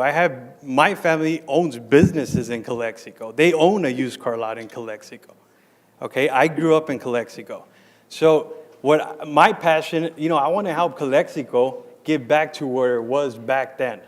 Okay, and what happens, if I just want to explain this Dominion, the way it works, okay? If you guys looked at the numbers, Robinson Ford sold 98 cars, used cars, for the whole year of 2014. Okay? We, as an auto group in Direct Auto Plaza, came to, Calexico in January, and we sold 42 in 1 month. So we can help boost the economy in Calexico in a way that Calexico is going to benefit, and we'll get it back to where it should be. Okay? Because we, right now, as an auto group, we have 107 used cars sold in 1 month. That's what one dealership sold in 1 year. So, like I said, the way we want to do it, the way we do business, we do it in a professional way, in an honest way, and there's a reason why Calexico is not selling enough cars. The way they're conducting their business, the way they're doing it, the kind of product they're buying at auctions, okay, frame damage, cars with accident reports, and people don't want to buy that anymore. So what are they doing? They're driving to San Diego. They're driving. I can bet half of the employees here and at the city, They all buy at Direct Auto Plaza, and they all buy at Rogers and Rogers. Why? Because of the quality vehicles that they're selling. And like I said, and what we're trying to do, we're not trying to harm no business. We're coming here to try to boost the economy for Calexico, because Calexico needs help. And like I said, if we sell 100, if Robinson Ford sells 100 cars in 1 year, it's really not helping anything. Now, if you guys give us a chance, we'll come here, we'll sell 600 to 700 cars in a year, and guess how much money that's going to make to the city of Calexico. That's what we want to do to the city of Calexico. Not harm anybody, but bring the economy back up. Thank you, guys. Thank you. I don't know. What was your name? She needs your name for the record. Okay, thank you, Mr. Garcia. And City of Calexico, I agree with you, part of it, Robinson Ford, when they go to business down, the business owner is supposed to look for all the venue to improving the business. We cannot just rely on my brothers, sisters, or governments, or my friends to help me to surviving or growing. We have to, as a business owners, business person, they have to find a way to get better, to improving. In case of going down, they have to find a way. Yes, I agree with it. But again, we're not blocking the business coming in to establish business or welcome, but not tent sales. Okay, I believe this is not the action items. Do you think we should continue this item and find out if Direct Auto Plaza has a contract for March? And if they do, then we need to, look at a possibility of a moratorium for 6 months to see how we can come to an agreement. At the same time, maybe allowing the tent sales, but not as many, and limiting certain things. But if we allow tent sales, but that you're not allowed to sell Fords? Actually, I believe that they have some, might gonna be illegal issues. Mr. Hermosillo, what cars do you sell? Okay. Oh, okay. But he has a car lot. What if you sell Volvos? Nothing but Volvos. There's not a lot of Volvos sales in Calexico. Okay, Mr. Real. Okay, I think it's the business owner, which is Walmart. I don't know why they give the contract out some different type of the business. That one, they might have to look into the legal matters without paying extra permit to the city. And that one, I think, they have their own property, they have their right. But they've been permitted certain license to the certain kind of business, not parking the sales themselves. So, and in a way, And one thing we haven't mentioned was the aesthetics of a tent sale. It gives a circus atmosphere, kind of like our city council meetings. Not just kidding.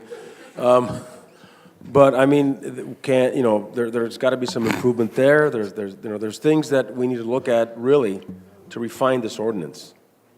And I would motion to continue this item with some of the things that we've discussed today. Second that. okay, motion by the Moreno, second by Mr. Real. And Can you guys I believe, paint the tent? Not another, like... I believe that Mr. Finley to look into anything to further license, permit, hold it until we decided. So the additional tent to sell, to hold the permit before we decide. Can you hold the permit you already gave? No, I mean, I'm talking for the future, issuing the new ones. Oh. We can't hold permits until you enact a moratorium, right? I mean, we have to move forward under the ordinances that are on the books. Okay, then we might have to call the special meeting to call the moratoriums.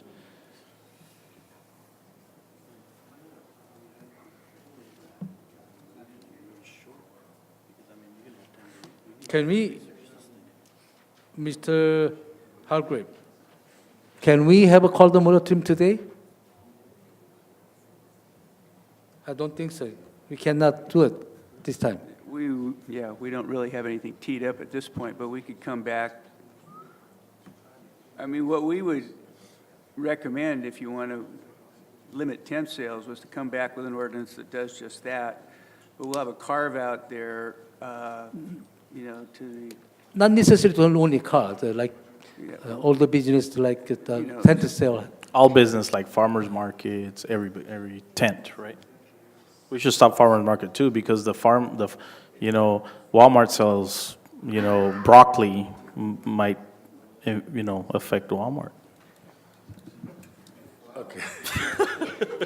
See how ridiculous that is? Mandy's providing poor comparisons, okay? No, it's a tent sale. Okay, so They sell Mr. hot dogs Filia, and all that kind of stuff. Let's stop all tent sales, let's be so fair. if any application might become for the future, please hold it. We call the special meeting for the moratoriums on it. For February? We can honor that, but then after that, I think we should put a moratorium till we... The city of Calexico gave me a permit already for March, signed and approved by right, well, what we'll do is Exactly. come forward with an ordinance that has a carve-out as an exception for cases of what we'll call undue hardship, where there's existing business relationship that would be unduly harmed. And if an applicant can come forward and show hardship, then we'll have to adjust accordingly. Okay, so please prepare the future meeting for that. Can I add something real quick?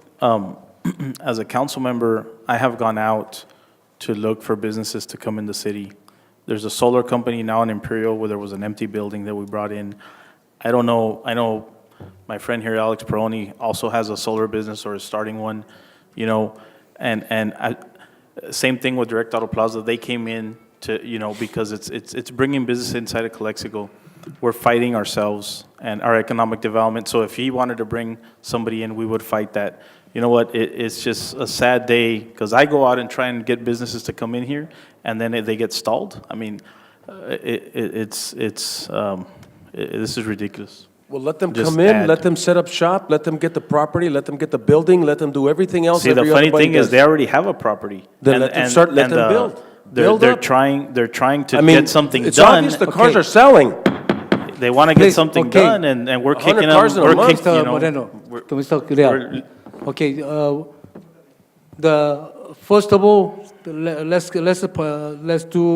call the table for the next meeting, and meanwhile to the city manager to Call for the question. don't issue anything yet. So try to bring things over how we can handle this one. Okay, so I believe we have the first and second. So we have the vote. Aye. Aye. Mr. Castro? Aye. Okay. 4-0. Absent. One absence. Okay, number 13. Discussion on the closure of the Rockwood Avenue between First Street and Second Street for the pedestrian plaza areas. Mr. Rial's items, and Mr. Castro was seconded. I don't know. We're anti-change here, so maybe nobody's going to We want have to close somebody Rockwood Plaza. talking about this. Well, it'll affect your store, Kim. We should just scrap it. Well, let's close first and second, so people have to pass in front of your store. How's that?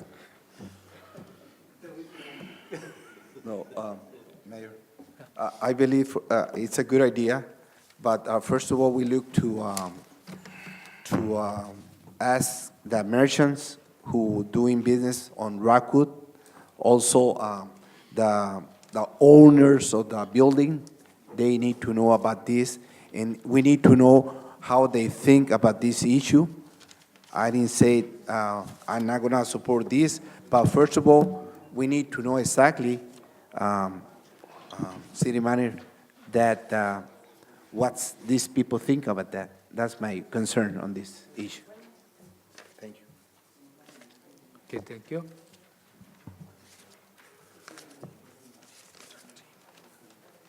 Mr. Horton, you don't have to go back to the seat. Go ahead.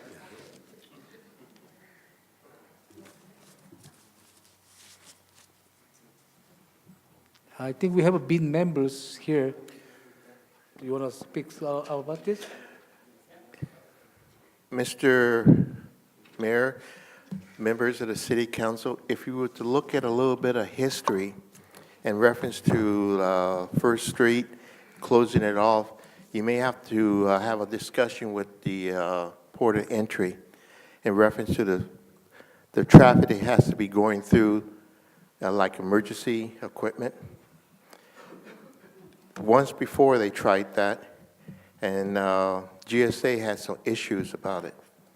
So I think you might want to look at history and look at, if you close that off, emergency equipment to get to the port of entry, if it's closed off, because as it stands now, you have a lot of ambulances going back and forth. Once upon a time, ladies and gentlemen, we tried that, and it came, the government, the federal government, came down and talked to the city about it, and they said, you were no to it. And I don't want to throw dampers on it, but you might want to look at this. I don't know if anybody has communicated with the GSA, the port of entry, on this. We will, but this does not affect First Street. This is actually Rockwood. Okay, well, I'm just thinking about the traffic and everything. You might want to communicate on this. I have talked to ICTC, I've talked to Caltrans, I've not talked to GSA, but everyone seems on board. Well, like I said, I just hate that this has been at the planning department for like 10 years. The possibility of closing it, and again, nothing gets done. It's just there on the back burner. You know, either the council votes on it to get it done, or we don't, and we let it, you know. Well, I think it's a great idea, Mr. Horton, Mr. Real, and let's pilot it. Why not pilot it? We've changed the flow of traffic as a one-way egress for Second Street and First Street. And, you know, when you bring up something about 10 years, how long did the proposal for the casino sit on somebody's desk and never got acted on? It was how many years? Because it sit on somebody's desk at the city. Well, Grand Plaza took 12 years to get done. Good point, sir.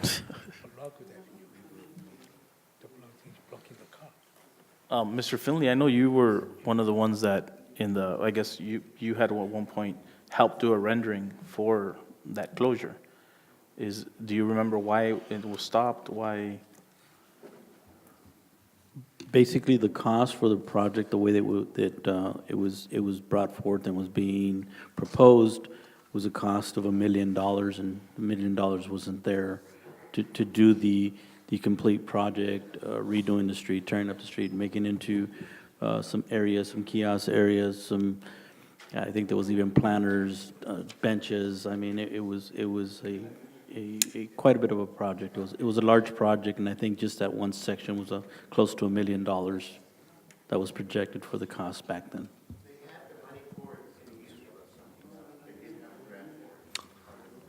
Okay, Mr. Lopez?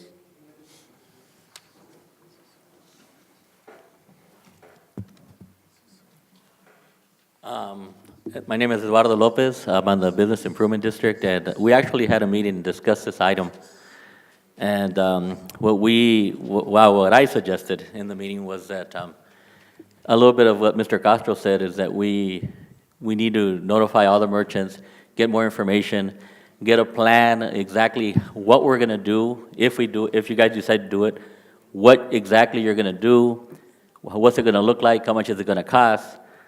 You know, not just say, let's close it and see what happens. And also have a contingency plan if it starts severely affecting the businesses, you know, in a negative way. If in a positive way, great. If not, then, you know, in other words, come up with a better plan, not just say, let's close the street, because that's all I really see. You know, I don't see a plan, I don't see a cost, I don't see, how's it gonna, you know, it was proposed that it would generate revenue, renting out kiosks, possibly generating $6,000 a month. All those are great ideas, but I think it needs to be planned out, where you're going to put the kiosk, where the people are going to sit, how are you going to close it, what's going to happen with the alley, because there is an alley in the middle of that. Is it going to be closed? Is it not going to be closed? All those items, I believe, need to be addressed before you guys decide exactly what you're going to do. And that's my only concern. Is it a good idea? I really don't know. It could be. It might not be. It's hard to determine. And maybe try it for a certain period of time, but I don't know. But I think the first step is to come up with a plan exactly what you're going to do, how you're going to do it, what's going to happen with the alley, inform all the merchants, have a meeting with all the merchants, letting them know what your plan is, and get some input from them also. I would suggest that the BID and the Chamber of Commerce maybe take the lead on this, either or, and you know, make it come from you, and bring it to the council. Okay, we'll be. I can bring it up again to what I did, or what the Business Improvement District did, is we sent a notice through email, and I'm not sure if the other ones where they had the opportunity to hand deliver notices to some of the merchants, but that was all we could do because we had a meeting on Wednesday, and this meeting was obviously on Tuesday. So it was very limited, the amount of time that the bid had to be able to do something. But that's all I have. And I think you're right, Mr. Lopez, that has to be well thought out. There has to be a plan of action. And Mr. Real has a good concept. We cannot force the merchant in the Rockwood Avenue, sacrifice for them to someone's idea. They don't want to supposed to be initiated to close the aisle, not by the city, not by someone else. They are only impacting people.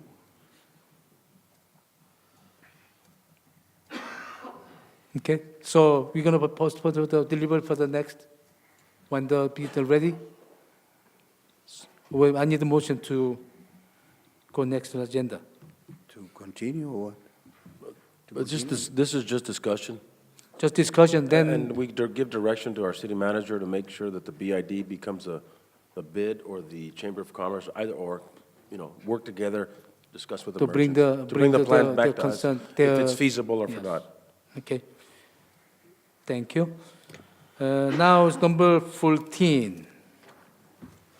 Discussion and oral action on the repealing Code of Ethics approved by the City Council on February 3rd, 2015. Motion to approve. Do I have a second? To repeal the Code of Ethics? Yeah, repealing Code of Ethics. I'm seconds. So one of the reasons we bring it, the Code of Ethics, using as a political attacks. That's nothing else. And anything Like number 15. anything of the government code, they already have Code of Ethics of the elected personnel. Like number 15. And others to I think you need some discipline. This is unethical. And the other one is if council member doing something wrong, something is supposed not to do it, people not gonna leave us alone. They're gonna come to the podium, they're gonna attack us. They bring it to the public, that shame for the other person, that will they have the punishments. Mr. Gonzalez, if you want to talk, please fill the paper. Please fill the paper. Okay, yeah. That we have to deal with. We should have to professionally, every council member, they should do taking care of the action, not by the Code of Ethics. Actually, they've been using only political attack. Mr. Gonzalez, thank you for the cooperation. Javier Gonzalez, 37 Hernandez. I think I'm the youngest here, but the one that has the most time serving the community. Since I was 16, I've been involved in politics. And I told you guys, well, not you, the prior, Mandy was here. I told you guys this was going to convert into a political thing. Other cities have a political commission. ethical commission. That's what I proposed. And I remember I told you this was going to become political, very political. It's the right concept, but right now we're just looking how to attack each other. So, I mean, it's a good concept, the ethics, but it's not working. We're just looking for how to attack each other, find a little things to attack each other. So, I remember I told you that this was going to happen.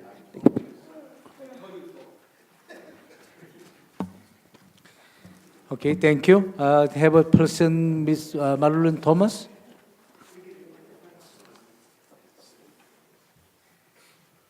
All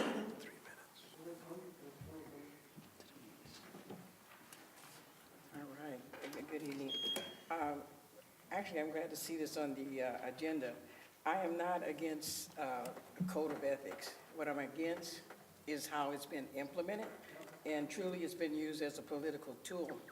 And so if you're going to use it, I really like his suggestion of a independent commission to do this, because it becomes very political. And I would also say, if you do decide to go ahead or even to abolish it or keep it, I think, and I'm going to give you an example that I feel is unfair, that was demonstrated it was unfair, was when you censored Councilman Castro over defending himself outside of the official duty as a council person. And on the flip side, you had things going on where council members were being accused of being liars, and profanity was used, et cetera, in a business setting, and nothing was done. So if you're going to have it, it has to be fair, and you have to take the politics out of it, because when you talk about what's happening in Calexico, the other problem in Calexico, Mandy, I want to say, is the behavior of the council. I mean, actually, for direct auto, you want to come here is amazing. But the behavior of the council and how we do business so unfairly and so unevenly is a deterrent for business aside of retail coming into Calexico. You need good paying jobs. You need factory jobs, jobs that are labor intensive. So, you know, we need to get our act together and work together. We just had a thing with Martin Luther King and program. And the one thing that the theme of it was, we are one. Regardless of the color and all that other stuff, when we get beyond the color, we're all one. And so we need to learn how to work together on this planet. That's all I'm saying. But if you decide to keep it or don't keep it, I think you need to rescind the censorship against Councilman Castro, because I think it was very unfair, first of all. But more than that, it should have been utilized across the board, and it was not. Thank you. Thank you, Ms. Thomas. I think you brought a good idea. Probably I'm gonna bring this item for the next meeting for the rescind the censorship to the Mr. Castro. Let's see what we're gonna do it. But we have to deal with this repealing code of ethics. We have a motion by the Mr. Real, second by the Kim. And just one real quick discussion. I like the idea of having a commission, an independent party take a look at this, so I will vote in favor of the repealing. Okay, so we have to, if you don't have any, Mr. Castro, you have something to say, so? No, not really. Okay, then so let's take the vote. Aye. Aye. Aye. Aye, 4-0. Okay, number 15. So for the record, we can be unethical now. You already doing it. When have you stopped? Nothing been changed.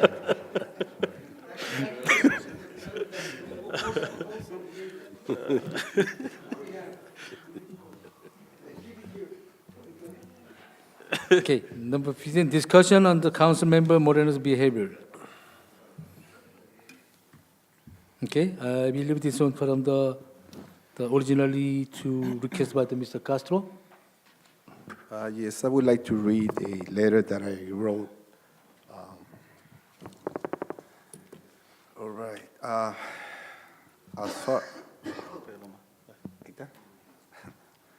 As far as John Moreno's behavior is concerned, it must be stated categorically that our society absolutely utterly reject racism, violence, and discrimination of any kind. There can never be a justification for such a behavior, and we as a citizen will fight a tooth and nail where it occurs. We will bring our strongest disciplinary sanctions to bear on anyone who is found guilty of such a behavior.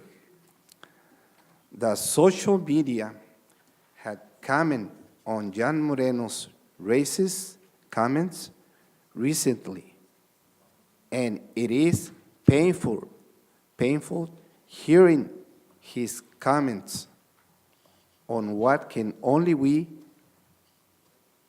term a disgusting and absolutely unacceptable behavior. Councilman Moreno is clearly guilty of this behavior. Racism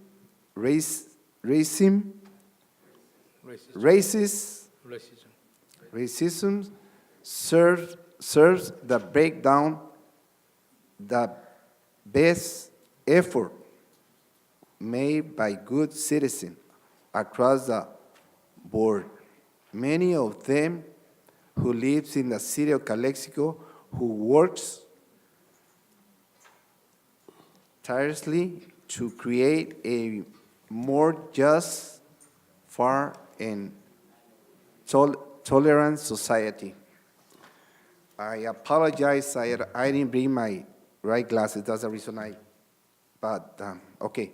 Councilman Moreno is very aware that in our border community, as in every other part of California, and in fact the world, races of all permutation continue to play itself out. It's our role and responsibility to acknowledge it is fight and educate and transform ourselves, others, so that a better society is formed. Even if one disregard these particular comments by Mr. Moreno, there can be no question that many other incidents of racism occur everywhere in our society. Various cultures and many different groups of people are mostly, but not always, the target of this abhorrent behavior every day. People suffer the consequence of disrespectful abuse, disrespect shown toward women and children through violence and sex attacks, and the human rights abuse against many disregard and these power workers that unfortunately still continue. The anger of myself and the public following this racist comment is understood, justified, and very necessary because it will be forced change. Council members should never hide or protect a person who makes themselves guilty of such behavior. So please be assured that I am acting on this matter and will search for solution in a fair and just way, and as speedily as possible. Please, citizen, also to continue work in your own way to highlight this very inappropriate racial comment made by Councilman Moreno. We need to work to find a solution. His apology is simply not enough. Sincerely, Luis Castro, council member. That is my comment about this issue. And the worst part on this, he's a principal, his teacher, and our children to hear these comments, that's something that I'm against this issue. Thank you. Thank you, Mr. Castro.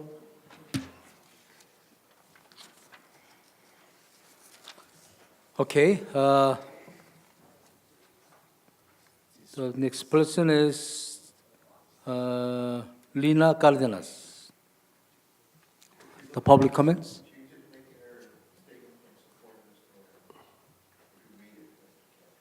I do not wish to speak, okay. Okay, the person is Benjamin Holton.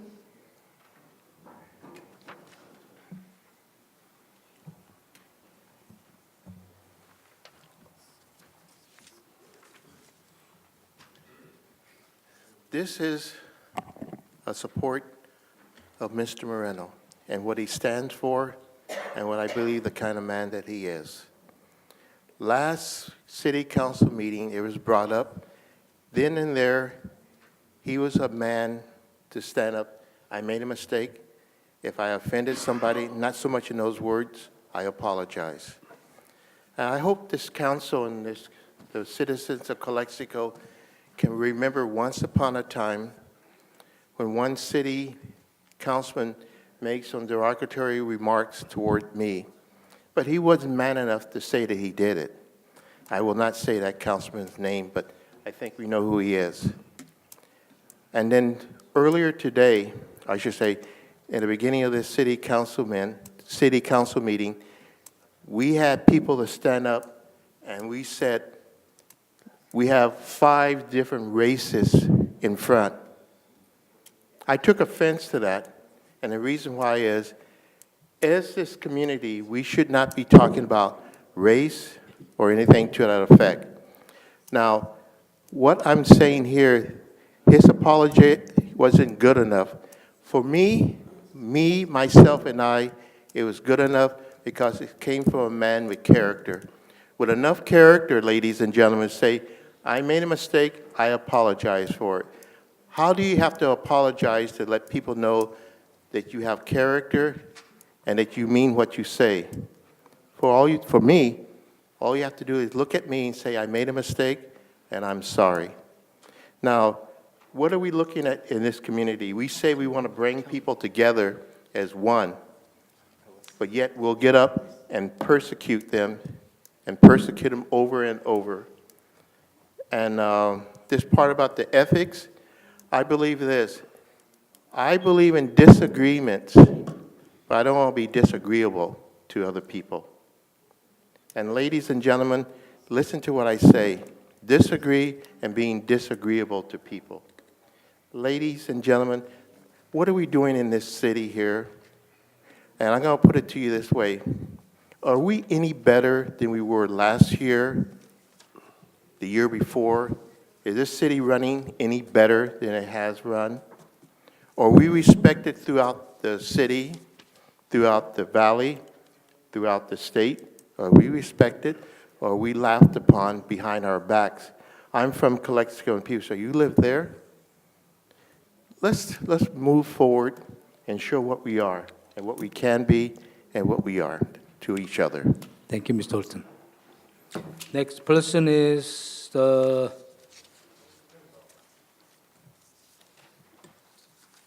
Next person is what's called the Ismael Lopez.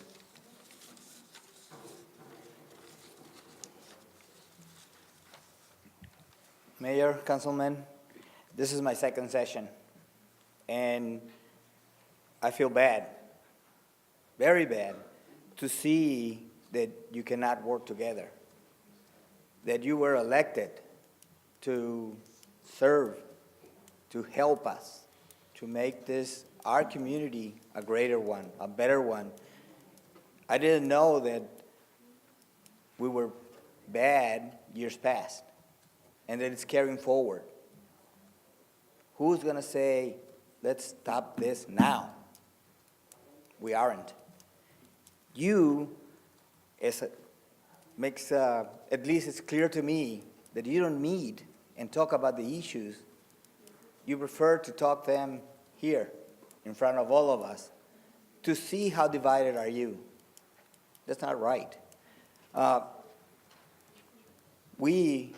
When we worked in other businesses, as professionals, they present us with the code of ethics of that enterprise, and we decide to sign it or not. If we don't sign it, we're not hired. Also, the confidentiality agreement. Personal things stays personal. They're not in the order of the public. That knowledge is privilege. Patents, personal behavior stays inside, not in the outside, and is resolved inside. I urge you not to repeal your code of ethics. Make it better. Make it stronger. Keep it. All companies, and I'm almost sure that the majority of the agencies on the state and federal have it, and they put it into practice. People elected should be professional and ethical. Represent us well. Help the city make it better. Thank you. Thank you, Mr. Lopez. I recommend you to see all the council pass the council meeting, so we can talk better. I think you understand the situation better when you see all the meeting, how being conducted. Thank you. Okay, Mr. I believe David Romero. Good evening, Mr. Mayor, council members, and all audience. My name is David Romero, and I'm just going to reiterate a little more on what Mr. Holton said on behalf of Mr. Moreno. You know, you can pretty much say I'm here on his, you can say on his defense. You know, I've had the pleasure of living in Calexico since I was 5 years old, going on 32 on March, and I had the pleasure of meeting Mr. Moreno as a young child, starting my elementary as he was an elementary teacher. I saw the values he inputted in the students, which one of them was myself. And as I started going through De Anza and Calexico High School, just seeing him being an active contributor to the entire community, you know, as a avid Bulldogs fan, you know, playing myself, you know, being myself a former football player, I saw the passion that he puts towards the city and its citizens and its people. You know, I understand that, you know, he made a mistake. I understand sometimes social media, you know, the emotions get the best out of us. We can take things out of context. And, but unfortunately, we decide as a society to take in all our news almost by social media, which is just a biased opinion of some certain individual. And we don't come to see the real core of what's going on. And I strongly believe that we should really look at, you know, what we say, what we think. You know, he was man enough to say, to apologize sincerely. You know, I as a man would have accepted it. And it just seems more like a direct smear campaign towards his integrity, you know, knowing him, what he's done to the community, his family. And I just think that we should hold back a little bit on that and be more respectful as a community and all together, just not for Mr. Councilman Moreno, but for everybody here. And I just really hope that we can just look inside and not only, you know, their ethic, but ours as well. And we should all just come together. And, you know, Mr. Moreno, I applaud you for being a man. And last council meeting, saying it on the record, you publicly apologizing, that for me would have been more than enough. And, you know, just to let you know that I'm sure I can talk for a couple of other citizens that you have our support. Thank you. Thank you, Mr. Romero. Next person is Javier Gonzalez. Javier Gonzalez, 237 Hernandez. I'm back to the I told you so. I want to reiterate what Mr. Romero said. It was I that was here and pleaded with Mr. Real and Mr. Moreno not to censor Castro. And you should have seen the way I talked to Mr. Moreno behind the scenes. I mean, I even yelled at him, don't do it, it's going to come back. 2 weeks later, it came back with Marisa Hurtado. Thanks that Mandy forgave it and just let it go. But it's right, Mr. Moreno, I know him all my life, and he's not a racist. It's just Facebook, and we allowed 2 women to turn us into each other, and you know who those women are. And I was here, and that's the reason I didn't come back in 6 months. Those ladies were turning this place upside down. Nobody said anything. I stood up, and I took attacks for that, but I stand with Mr. Moreno. He said, I'm sorry, and that for me is good enough. We should let that go. The lady that started it all is not here, so, you know, I represent my neighbors. It's nothing I want to do. I'm looking for a replacement, but my neighbors say, okay, we're going to start again a fight. Let's don't do that. I think Mr. Moreno now got the point of, he understood. You can't. I bet you he's not going to talk about. He's probably going to close his Facebook account. But it's hard. It's hard enough.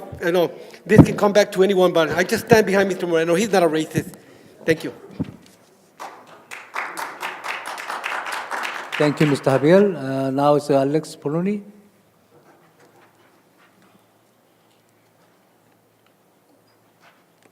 Honorable Mayor and Honorable City Council, I just want to say who John Moreno is. John Moreno comes from a founding family of Calexico.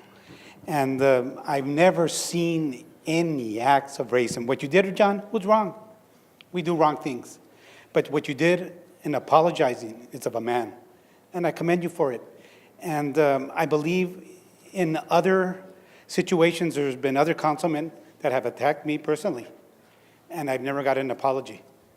And you apologized to the whole community, and you did what's right. I don't commend what you did on Facebook, and I know that a lot of people in our country felt the same way because of these terrorist attacks. And it's the passion that we have. We're in the United States, we're American. And what's the first thing that comes out? The red, white, and blue. Okay, but it was inappropriate. But we know you, John. We grew up with you. We know you're not a racist. We know you're a community member, and you've always been here for Calexico. So, John, we're with you. Thank you.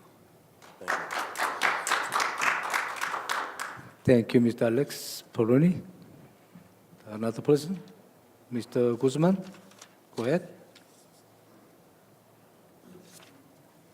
Good evening, Mayor June Kim, Councilman John Moreno, Mr. Castro, Mr. Mandy Real. I just want to make a comment here. There are so many things that this is Calexico. It's been like this for many years. And a little thing that we bring it up, we hammer it. And I don't know why it's like that, Calexico. I've known John for so many years. We kind of grew up together here a little bit. So I understand he made his comments and he apologized. And I think there's so many issues that we have to worry about right now, that like the budget and. The budget to me is a dead horse. We're riding a dead horse. I mean, we're in the red numbers, and we're trying to find people to blame, which is not going to do any good. This city, this county it's the lowest income, the highest unemployment in the whole nation. We should be able to get grants and get over with on these things. If we can get together on those grants, there's a big book like that when I was in the city council that nobody goes to look at it, that we can qualify for grants and get that budget back into order, But I guess, I don't know if you are working on those books, but I remember one time we got money from Jack Anderson to build that park over on the other side of town. And we just went through that book, and he says, right here, Eddie, this is where we're going to get it, and we're going to get it, and we're going to get this money. And after a few years, we got that money, and we built that park over there. I mean, there's all kinds of money we can get on that book. And so, it really, issues like this is just, we're just knocking walls all over here and trying to blame somebody. And we need to get money. We need to get money to get the solution done. So, thank you. And I hope that we get together on this and let's work hard. Anything I can do, I'm there. Thank you, Mr. Guzman. Okay, since this one, the discussion on the discussion items, we're gonna bring the next meeting with the action items. Can I say something on this item? Please. First of all, I'd like to thank you for the unsolicited support by Ms. Lina Cardenas, Mr. Ben Horton, Mr. Alex Peroni, Mr. Javier Gonzalez, and Mr. David Romero. I appreciate that. Those are nice words that you said about me. At the last meeting, I did admit to making a mistake, and I believe everybody deserves a second chance. I apologized sincerely, and I didn't stop there. I enrolled, and I will enroll through the district for what's called sensitivity training. And I encourage the balance of the council, especially Mr. Castro, to join me in working to better ourselves and being tolerant of cultures, lifestyles, all these things that this current times that we live in, we have to be aware of. This isn't our father's times when a lot of this stuff was hidden and taboo and out of the place. This is now real. I made a mistake. I will not do it again. And I am looking forward to bettering myself through the sensitivity training. And if we're not going to, hopefully this issue is dead, so we can move on and try to fix city business. So if there's nothing else, Mr. Mayor, I think we should continue.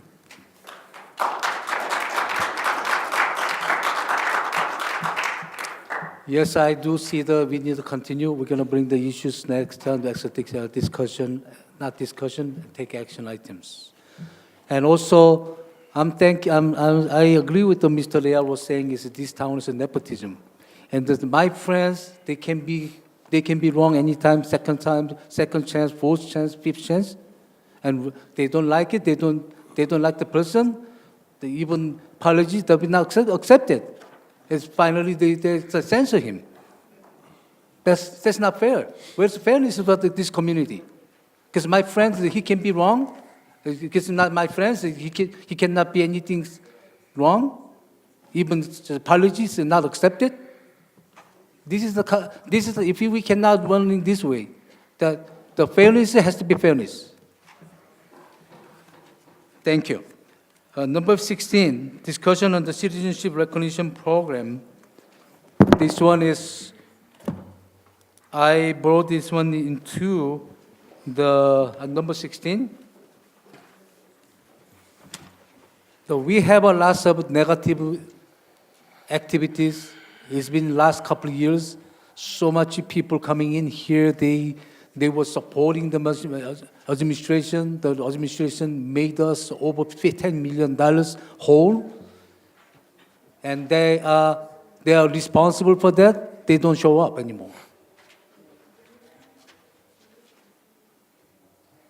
And we have a lot of activities. It's very negative. I like to see bright side, whoever our citizen doing job for the standard, or there can be modern case.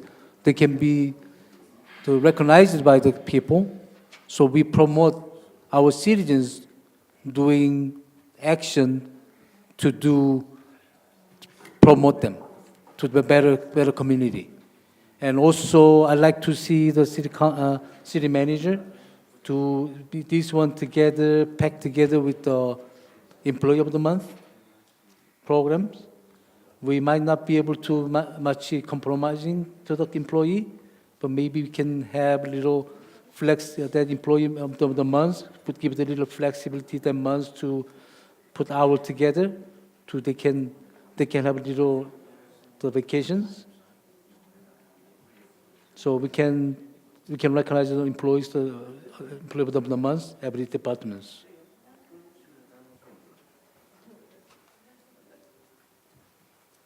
Mr. Mayor. Okay, Mr. Gonzalez. Javier Gonzalez, 237.